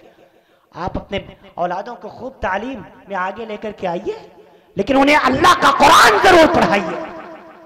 कम से कम आप इतनी दीनी तालीम अपनी औलादों को जरूर दिलवाइए कि आपका जनाजा जब सामने पड़ा हो तो तीसरी तकबीर के बाद जो अल्लाह मग़फ़िरली हक़्क़िना व मय्यितना तो दुआ पढ़ी जाती है, आपका बेटा आखिरी वक्त में आपको इस दुआ का तोहफा तो दे सके। इतनी तालीम तो अपनी औलाद को जरूर दिलवाओ। कम से कम आपके मरने के बाद आपकी कब्र के ऊपर खड़ा होकर के आपका बेटा सूरतुल फातिहा और सूरह इखलास पढ़ करके आपको सवाब तो पहुंचा सके। कम से कम इतना तो हम अपनी औलाद को जरूर पढ़ाएं। कभी मैंने इंग्लिश की मुखालिफत नहीं की, कभी मैंने दूसरी लैंग्वेजेस की मुखालिफत नहीं की, लेकिन एक बात जरूर कही कि आप अपनी औलादों को दीन की तालीम जरूर दिलाइए। हाफिज और आलिम बनाना जरूरी नहीं, लेकिन इतना आलिम इतना इल्म हासिल करना हर एक मुसलमान के लिए जरूरी है कि इसको हलाल और हराम की तमीज आ जाए। तलबुल इल्म फरीदतुन अला कुल्ली मुस्लिम। मुस्लिम शरीफ की रवायत इमामुल अंबिया ने फरमाया, हर मुसलमान के ऊपर लाजिम है, ख्वाह वो पूरे तौर पर मर्द हो या औरत हो, कि वह पूरे तौर पर इतना इल्म हासिल करे कि उसको हराम और हलाल की तमीज आ जाए।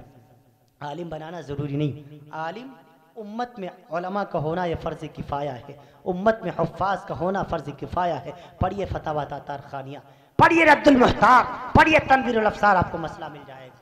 उम्मत के अंदर हाफिज़ का होना, गाँव के अंदर, इलाके के अंदर, क़रिया के अंदर पूरे तौर पर एक हद लिखी उलमाए कराम ने, पूरे तौर पर इतने हदूद के अंदर हाफिज़ का होना फ़र्ज़ किफ़ाया है।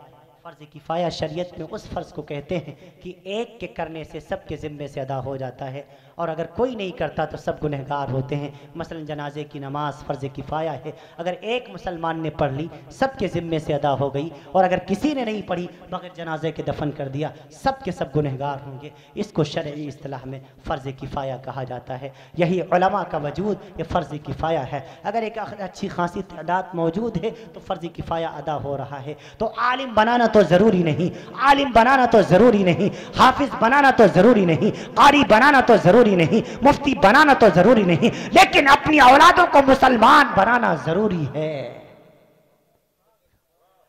हाफिज़ और मुफ्ती बनाना तो फ़र्ज़ नहीं, लेकिन अपनी औलादों को मुसलमान बनाना यह फ़र्ज़ है बाप के ज़िम्मे। अपनी औलादों को मुसलमान बनाओ।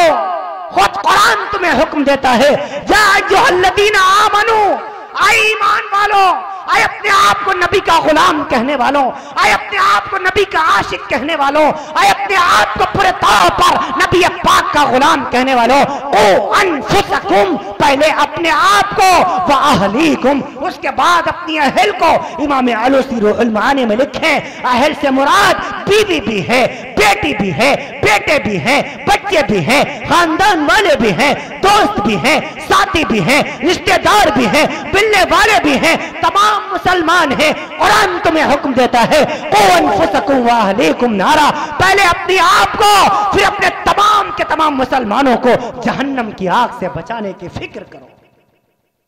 नारा, ये आग का लफ्ज क्यों इस्तेमाल फरमाया?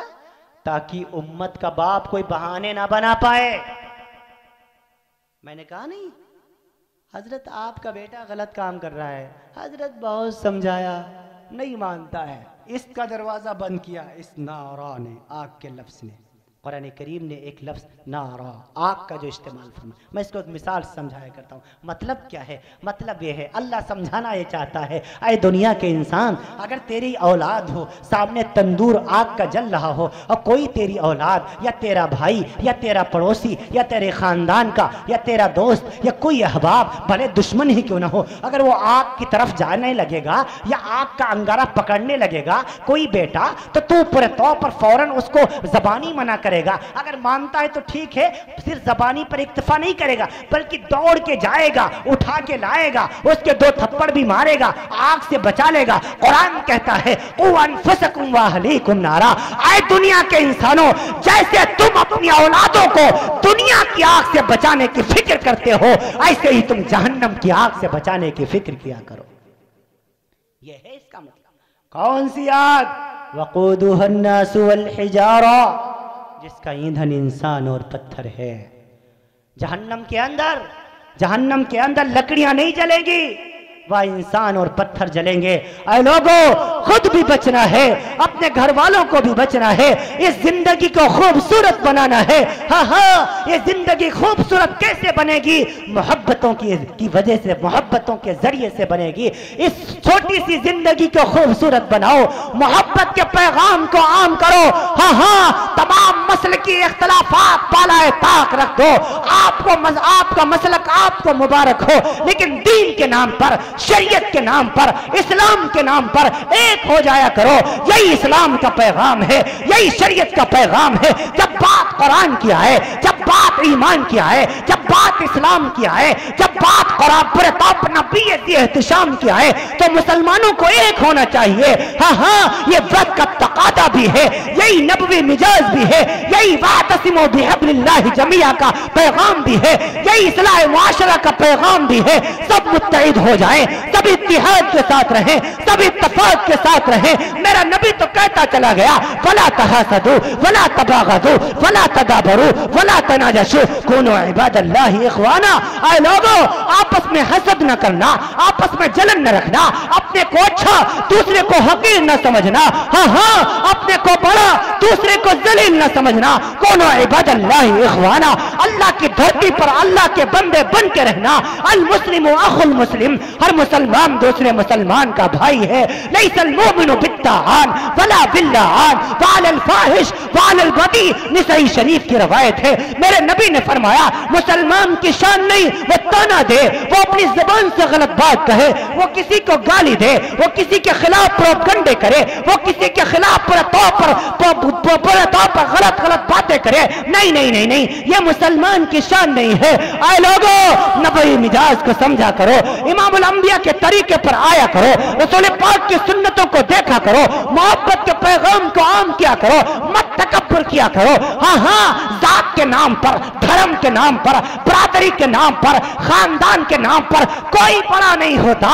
कुरान करीम ने साफ फतवा दिया है, ये जो हमने तुम्हें कबीलों में बांटा है, जो खानदानों में बांटा है, वो कबाइल लितारफू, ये सिर्फ इस वजह से ताकि तुम एक दूसरे को पहचान सको।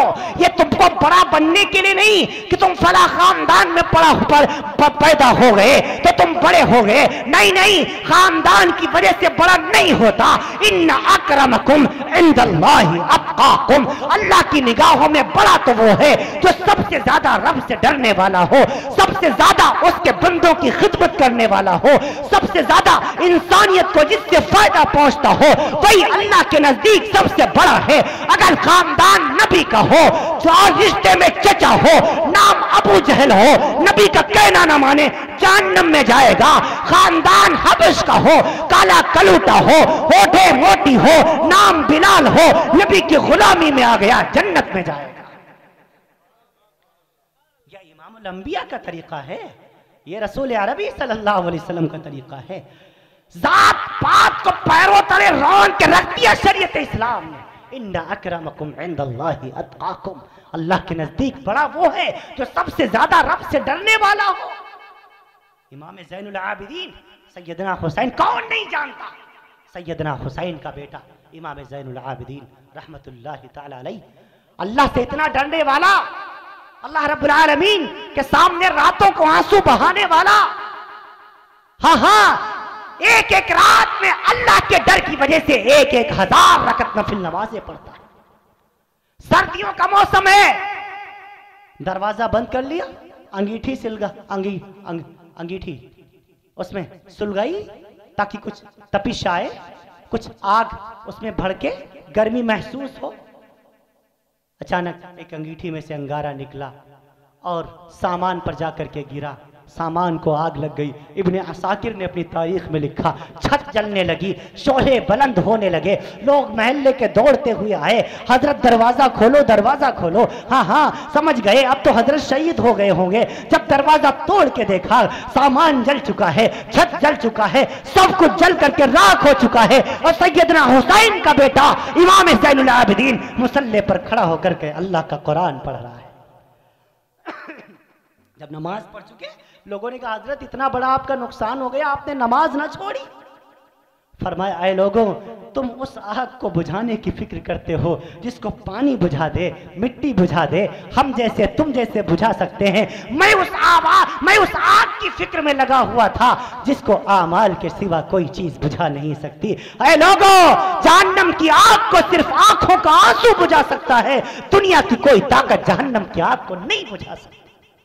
आए लोगों, आप भी कोशिश किया करो, उस जहन्नम की आग से बचाने का हुक्म है। नबी की जिंदगी देखो, नबी के सहाबा की जिंदगी देखो, नबी की बेटियों की जिंदगी देखो।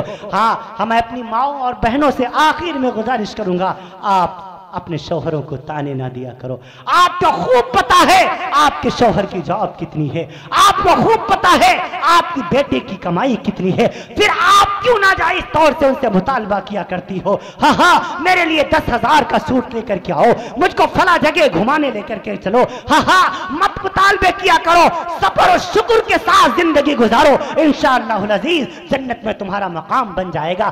सैयदा फातिमा को देखो, सैयदा फातिमा कौन है? इमामुल अंबिया की लाडली बेटी है, रसूल अरबी की चहीती बेटी है। वो फातिमा जिसके बारे में मेरे नबी की जुबान नबूवत ने कहा, वो फातिमा तो सय्यदतु निसाई अहलिल जन्ना, ये फातिमा जन्नती औरतों की सरदारन है। ये वही फातिमा है जिसके बारे में मेरे नबी ने फरमाया, ये फातिमा मेरे दिल का टुकड़ा है, मेरे दिल का टुकड़ा है। जिसने फातिमा को दुख दिया उसने मुझको दुख दिया। उस फातिमा की जिंदगी देखो, एक नहीं, दो नहीं, 4 दिन हो जाते हैं घर में चूल्हा नहीं जलता है, फिर भी शिकवा नहीं। जब इमामुल अंबिया ने निकाह फरमाया सैयदना अली रज़ी अल्लाह ताला अन्हु के साथ, खुद छोड़ने गए। इब्ने हिशाम ने नकल फरमाया, मेरे नबी ने हज़रत फातिमा को अंदर किया, दाखिल किया हज़रत अली के घर, और फिर कुछ वसीयतें फरमाई, नसीहतें फरमाई। ऐ मेरी बेटी फातिमा, आज तेरा बाप तुझसे नबी की हैसियत से नहीं बल्कि एक बूढ़े बाप की हैसियत से बात करने लगा है। ऐ मेरी बेटी फातिमा, अब तेरा निकाह अली के साथ हो गया है, अब तेरी ज़ात के ऊपर अली का हक़ है।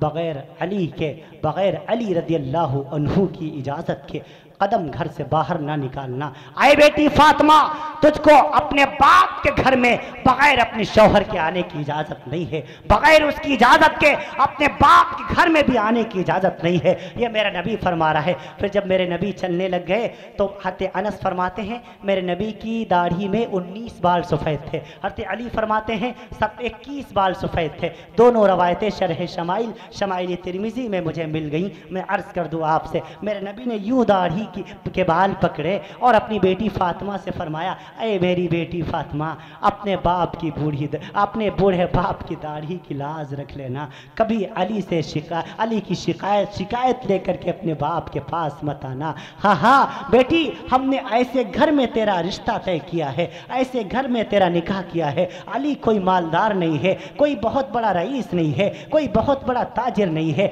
बेटी, ये गरीब घर है। हाँ हाँ, एक दिन तुझको खाने को मिलेगा तो 2 दिन हो सकता है तुझे फाकों से भी गुजारने पड़े। आए मेरी बेटी, हाँ हाँ, अपने घर की, अपनी ससुराल की शिकायत अपने बूढ़े बाप से आकर के मत करना। हाँ हाँ, तेरा बाप ये बर्दाश्त नहीं कर पाएगा। आए मेरी बहनों, क्या हो गया हमें, क्या हो गया तुम्हें? हाँ हाँ, हम क्यों वकार का लिहाज नहीं रखते? क्यों अपने शोहर की इज्जत को तार तार कर दिया करते हैं? क्यों अपनी ससुराल की बुराई जाकर के मैके में करते हैं?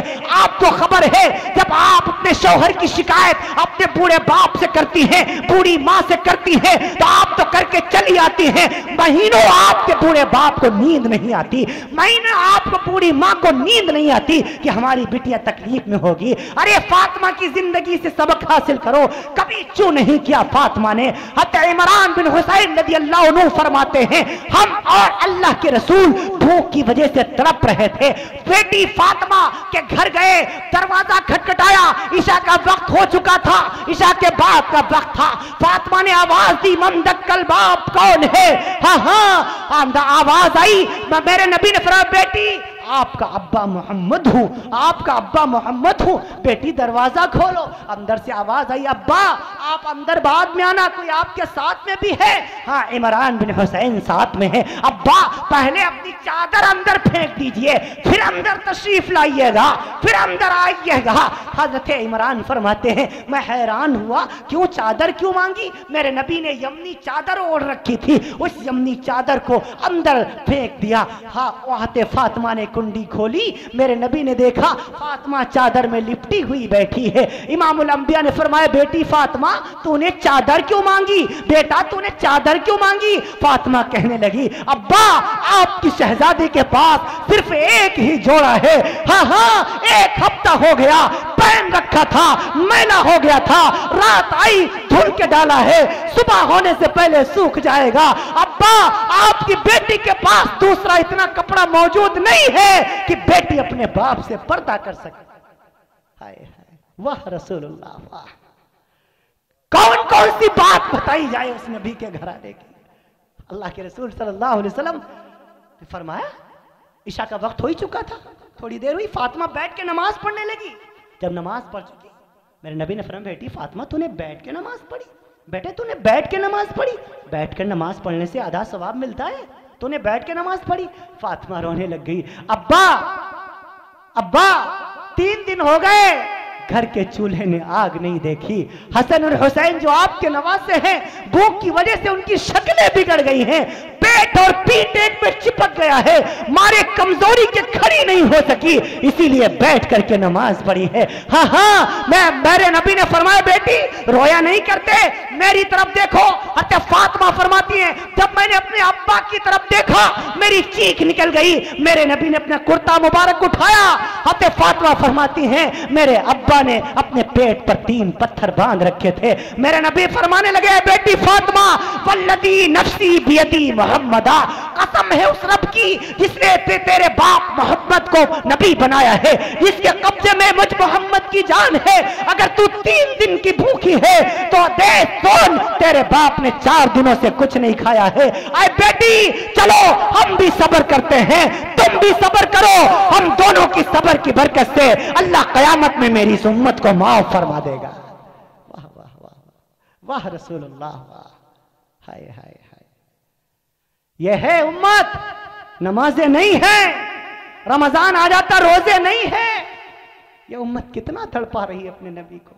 आए मेरे अजीजों, उस नबी के बहुत एहसान हैं हम पर और आप पर। अल्लाह के लिए उस नबी को ना तड़पाया करो, नमाजों की पाबंदी किया करो। वो नबी कहता चला गया, कुर्रतु ऐनी फिस्सलाह, अस्सलातु कुर्रतु ऐनी, नमाज मेरी आंख की ठंडक है, नमाज न पढ़ने से मेरे दिल को तकलीफ होती है। ऐ लोगो, नमाज की पाबंदी करो, नमाज की पाबंदी करो, बहनों का हक दो। बस आखिरी बात करके अपनी बात खत्म करता हूँ, क्योंकि 12:30 से जायद वक्त हो चुका है। आपको भी की भी थकन मैं देख रहा हूँ, अपनी थकन भी महसूस अर्ज कर रहा हूँ, एक बहन का पैगाम आपको पहुँचाकर अपनी बात ख़त्म करूँगा, आप मुझे इजाज़त दे दीजिएगा। उस बहन ने मुझे अपना भाई बनाया हुआ है। एक बहन का मेरे पास फ़ोन आया, वो रोने लगी, कह लगी हजरत जी मैं 4 भाइयों की इकलौती बहन हूँ, 4 भाइयों की इकलौती बहन हूँ। मेरे भाइयों ने अब्बा के मरने के बाद मुझसे रिश्ता तोड़ लिया है। अब्बा को इंतकाल किए हुए 3 महीने हो गए। अब जब भी फ़ोन करते हो भैया फ़ोन नहीं उठाते हैं। आप मेरे भाई से कह दीजिए कि उसे उसकी बहन को कुछ नहीं चाहिए। वो भाई समझते हैं बहन पैसे मांगेगी, बहन जायदाद में हिस्सा मांगेगी, दुकान में हिस्सा मांगेगी।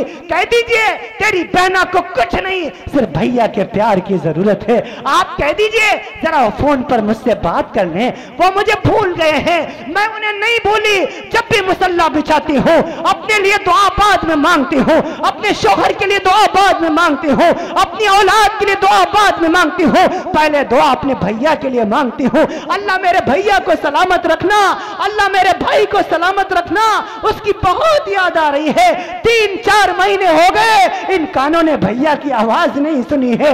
भैया बहन के कान भैया की आवाज सुनने को तरस गए हैं। उनसे कह दीजिए फोन पे बात कर लें। हाँ, जब से उस बहन ने मुझसे कहा है मैंने अपने दिल में महसूस किया है बहनें अपने भाइयों के फोन का इंतजार किया करती हैं। आए नौजवानों, अभी तक मैंने तुमसे कुछ नहीं मांगा है।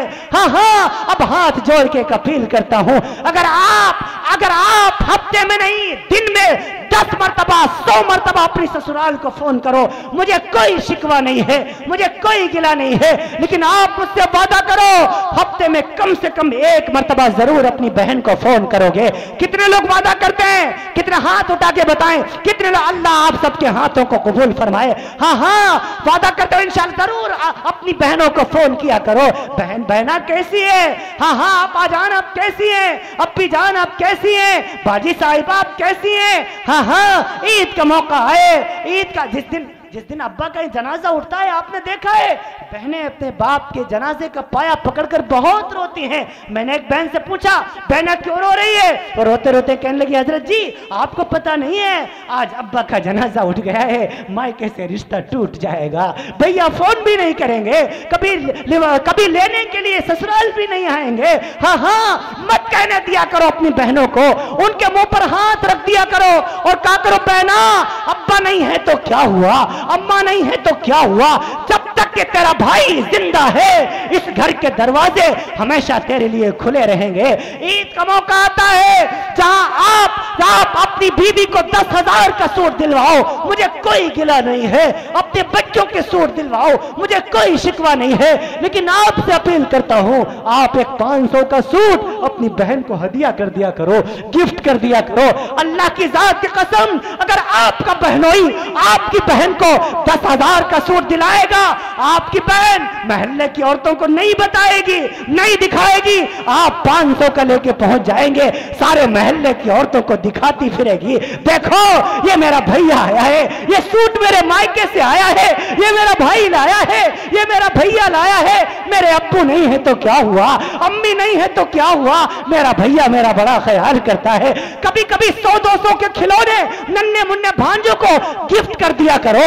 हाँ, वो आपके पीछे पीछे दौड़ेंगे, देखो मेरा मामा आया है, मेरे लिए खिलौने लाया है, मेरे लिए सूट लाया है, मेरी नानी नहीं है, नाना नहीं है, लेकिन मेरा मामा मुझसे बहुत प्यार करता है, मेरा मामा मुझसे बहुत मोहब्बत करता है, मेरे लिए खिलौने लेके आया है, मेरे लिए सूट लेके आया है। कभी कभी अपनी बहन को लेने उसकी ससुराल पहुंच जाया करो और कहा करो बहना बहुत दिन हो गए तो घर नहीं चली है, चलो घर रह करके आए।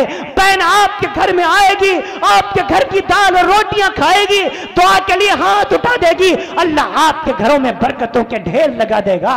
कभी कभी थोड़ा सा वक्त निकालकर बहन के साथ दस्तरखान पर बैठकर खाना खा लिया करो, कभी कभी रोटी का लुकमा उठाकर बहन के मुंह में रख दिया करो, कभी कभी फर्टे मोहब्बत से उसके हाथ का लुकमा छीन के अपने मुंह में रख लिया करो और कहा करो बहना मुझे याद है जब मैं छोटा था तो यूं ही लुकमे बना बना के मुझे खिलाया करती थी। बहना आज हम बूढ़े हो गए तो क्या हुआ, बड़े हो गए तो क्या हुआ, है तो आज भी भाई बहन, है तो आज भी एक ही आंगन में पले बढ़े। बहना आज फिर से अपने भाई के मुंह में लुकमा रख दे ताकि बचपन की याद ताजा हो जाए। कभी कभी बहन की गोदी में फरते मसरत से सर रख दिया करो, कहा करो बहना मुझे याद है जब मैं छोटा सा था, सर में दर्द हुआ करता था तो अपनी गोदी में सर रखकर दबाया करती थी। बहना आज फिर से अपने भाई के सर में तेल की मालिश कर दे ताकि बचपन की याद ताजा हो जाए। कभी कभी अपनी बहन को कुछ हदिया दे दिया करो और कहा करो बहना मुझे याद है जब हम बचपन में छोटे थे, अब्बा जान बाजार से कोई चीज खाने की लाया करते थे, हमारा हिस्सा अलग लगता था, तेरा हिस्सा अलग लगता था, हम अपना हिस्सा खत्म कर दिया करते थे, तू बचा के रखा करती थी, जब खाती थी अपने हिस्से से मुझे खिलाया करती थी, अपने हिस्से में मुझे हिस्सेदार बना लिया करती थी। बहना मैं तेरी इस मोहब्बत को कभी नहीं भूलूंगा। मेरे नबी ने फरमाया रब ने अगर किसी को 3 बहनें दी हो, उनकी खिदमत करता हो, पढ़ाई लिखाए, जब वो बड़ी हो जाए अच्छे घराने में शादी कर दे और शादी के बाद भी उन पर खर्च करता रहे, अल्लाह उस भाई से इतना खुश हो जाता है बगैर हिसाब के जन्नत अता फरमाएगा। फरमाया 2 बहनों की खिदमत करने वाला भी जन्नती है, 1 बहन की खिदमत करने वाला भी जन्नती है, 3 बेटियों की परवरिश करने वाला भी जन्नती है, 2 बेटियों की परवरिश करने वाला भी जन्नती है, 1 बेटी की परवरिश करने वाला भी जन्नती है। आए लोगों जितनी जिंदगी गुजरी सो गुजरी, आज के बाद यह इरादा करके उठो इंशाअल्लाह आज के बाद की जिंदगी एक मुसलमान की जिंदगी होगी। कहो इंशाअल्लाह हम शक्लों से भी मुसलमान नजर आएंगे, हम सूरत से भी मुसलमान नजर आएंगे, हम किरदार से भी मुसलमान नजर आएंगे, हम अशार से भी मुसलमान नजर आएंगे, हम मोहब्बत के एतबार से भी, मिल्ली एतबार से भी, समाजी एतबार से भी आज के बाद इंशाअल्लाह हम मुसलमान नजर आएंगे। मोहब्बत के पैगाम को आम करेंगे, बहनों के हुकूक अदा करेंगे, बेटियों के साथ मोहब्बत से पेश आएंगे, मौत माँ बाप की खिदमत करेंगे, उलमा की इज्जत करेंगे। हाँ दीन के तुम जितने जानकार हैं, दीन के दाई हैं, दीन के काम करने वाले, ख्वाह वो किसी भी शोबे से ताल्लुक रखते हो हम उनकी खिदमत करेंगे, मदारिस की खिदमत करेंगे, मसाजिद की खिदमत करेंगे। हाँ इंशाअल्लाह मोहब्बत के साथ इस मोहब्बत के पैगाम को आगे बढ़ाएंगे। अल्लाह आपको भी और आपकी बरकतों से मुझ हकीर और फकीर को भी अमल की तौफीक नसीब फरमाए। वक्त काफी हो चुका, तबीयत में भी वशासत नहीं, थकन भी बहुत ज्यादा है, फिर से सफर करना है। हाँ इतनी देर तक आप हजरात बैठे रहे, मैं शमी में कल्ब से आपका शुक्रिया भी अदा करता हूँ और आपके लिए बारगाह रब्बानी में दुआ भी करता हूँ। अल्लाह आपकी आमद को शफ़ कबूलियत से नवाज दे। मैं बहुत ही शुक्रगुजार हूँ एक बार फिर से जनाब हाफिज मोहम्मद उमर साहब का। अल्लाह ताला हजरत हाफिज साहब की उम्र में खूब खूब बरकत नसीब फरमाए। अल्लाह ताला कारोबार में और पूरे तौर पर घर बार में खूब खूब तरक्की नसीब फरमाए। हजरत कारी साहब के मदरसे को रब्बे दुल जलाल खूब तरक्की आज से हम किनार फरमाए। हमारे अजीज दोस्त जनाब हाफिज कारी अरबाज सल्लल्लाहु, अल्लाह ताला इनको भी खूब खूब अजर अजीम अता फरमाए। हमारे नाजिम साहब, हाफिज शादाब साहब, दीगर उलमा इकराम, सबके नामों से मैं वाकिफ नहीं। अल्लाह रब्बुल आलमीन तमाम अराकीन कमेटी, जाने वाले सारे हाजरीन को अपनी शान के मुताबिक अजर नसीब फरमाए। लैतक तहलु अल अयाम मरीरतुन वलैतक तरवा वल अनआम गदाबु वलैतल्लज़ी बैनी व बैनक आमिरुन व बैनल आलमीन खराबु। ऐ खुदा जिसमें जब तक कि मेरे जान रहे, तेरे सदके तेरे महबूब पे कुर्बान रहे, कुछ रहे या न रहे, पर ये दुआ है कि ला मौत के वक्त सलामत हम सब का ईमान रहे। व आखिरु दअवाना अल्हम्दुलिल्लाहि रब्बिल आलमीन। दुआ अल्हम्दुलिल्लाहि रब्बिल आलमीन अर्रहमानिर रहीम मालिक यौमिद्दीन वस्सलातु वस्सलामु अला अशरफिल अंबिया'i वल मुरसलीन व अला आलिहि व अस्हाबिहि अजमईन। ला इलाहा इल्ला अंतल करीमुल मअबूद कसीरुल अताया व गाफिरुल खताया सातिरुल उयूब अल्लामुल गुयूब। अल्लाह हम सब के गुनाहों को माफ़ फरमा दीजिए। करीम अल्लाह हम सब की ख़ताओं को दरगुजर फरमा दीजिए। अल्लाह हम सब गुनहगार हैं, ख़ताकार हैं, बदकिरदार हैं। अल्लाह बस तेरे करम के उम्मीदवार हैं। अल्लाह हम सब के अमलों को न देख, हम सब के कामों को न देख, महज अपने फजल करम को देख कर माफ़ फरमा दीजिए। अल्लाह कोई अमल तो ऐसा नहीं जिस पर तुझसे जन्नत का सवाल कर सकें। बस गुजारिश इतनी है हम सबको जहन्नम से बचा लीजिए। अल्लाह अपने महबूब की शिफात कुबरा नसीब फरमा दीजिए। अल्लाह अपने महबूब की शिफात कुबरा नसीब फरमा दीजिए। ऐ करीम अल्लाह, रात का आखिरी पहर शुरू होने को है। अल्लाह मुझे चढ़ते हुए सूरज की तरह यकीन है तू हमें देख भी रहा है, सुन भी रहा है। अल्लाह कसीर तादाद में तेरे बंदे और बंदियां मौजूद हैं। अल्लाह इस मजमे में मैं गुनहगार सही, कोई तो ऐसा होगा जो तेरा महबूब बंदा होगा। अपने उस महबूब बंदे के सदक़े तो फैल में हम सब की बख्शो मग़फ़िरत फरमा दीजिए। अल्लाह बड़ी मेहनतों से बज़्म सजाई जाती है, तेरे नबी के नाम से जलसों का इनाक़ाद किया जाता है। अपनी बारगाह में सारे मजमे को कबूल फरमा लीजिए। अल्लाह इस जलसे को अपनी बारगाह में कबूल फरमा लीजिए। हम सब के लिए आखिरत में नजात का जरिया बना दीजिए। ऐ करीम अल्लाह, जितने बीमार हैं इस जलसे की बरकत से तमाम बीमारों को शिफाए कामिला, आजिला, मुस्तमिरा, शिफाए दाइमा नसीब फरमा दीजिए। अल्लाह जो मकरूज हैं, तेरे बंदे कर्जों में फंसे हुए हैं, इस जलसे की बरकत से गैब से इंतजाम फरमा दीजिए, उनका कर्जा अदा हो जाए। अल्लाह जो हमारे भाई यहाँ आए हुए हैं, सबके दिलों की जायज़ हाजतों को, तमन्नाओं को, मुरादों को पूरा फरमा दीजिए। अल्लाह जितने मोमिन बंदे, मोमिना बंदियां, खुसूसन हमारे हाफिज साहब की बहन दुनिया से रुखसत हो चुकी, अल्लाह बख्शो मग़फ़िरत फरमा दीजिए, दरजात बुलंद फरमा दीजिए, कब्र में करवट करवट चैन सुकून नसीब फरमा दीजिए। जितने तेरे मोमिन बंदे, मोमिना बंदियां इस बस्ती से रुखसत हो चुके, तेरी बारगाह में पहुंच चुके, अल्लाह सबको कब्र में करवट करवट चैन सुकून नसीब फरमा दीजिए।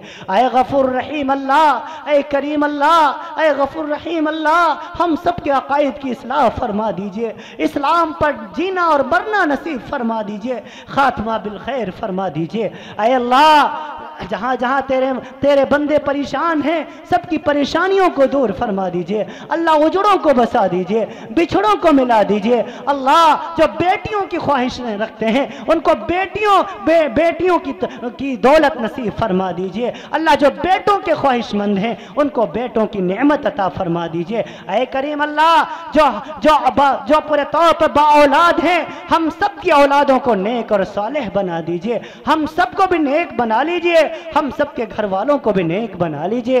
ऐ करीम अल्लाह हम सबकी बहनों को सैयदा फातिमा के तरीके पर जिंदगी गुजारने की तौफीक नसीब फरमा दीजिए। अल्लाह हमारे भाइयों को सहाबाए कराम, इमामुल अंबिया और अपने तमाम नेक बंदों के तरीके पर चलने की तौफीक नसीब फरमा दीजिए। दुनिया आखिरत की रुसवाई से हम सबको बचा लीजिए। अल्लाह दुनिया आखिरत की भलाइयाँ नसीब फरमा दीजिए। ऐ करीम अल्लाह गफूर रहीम अल्लाह हम सबको नफ़े वाला इल्म नसीब फरमा दीजिए। हम सबको दीन मतीन कुरान करीम की सही समझ अता फरमा दीजिए।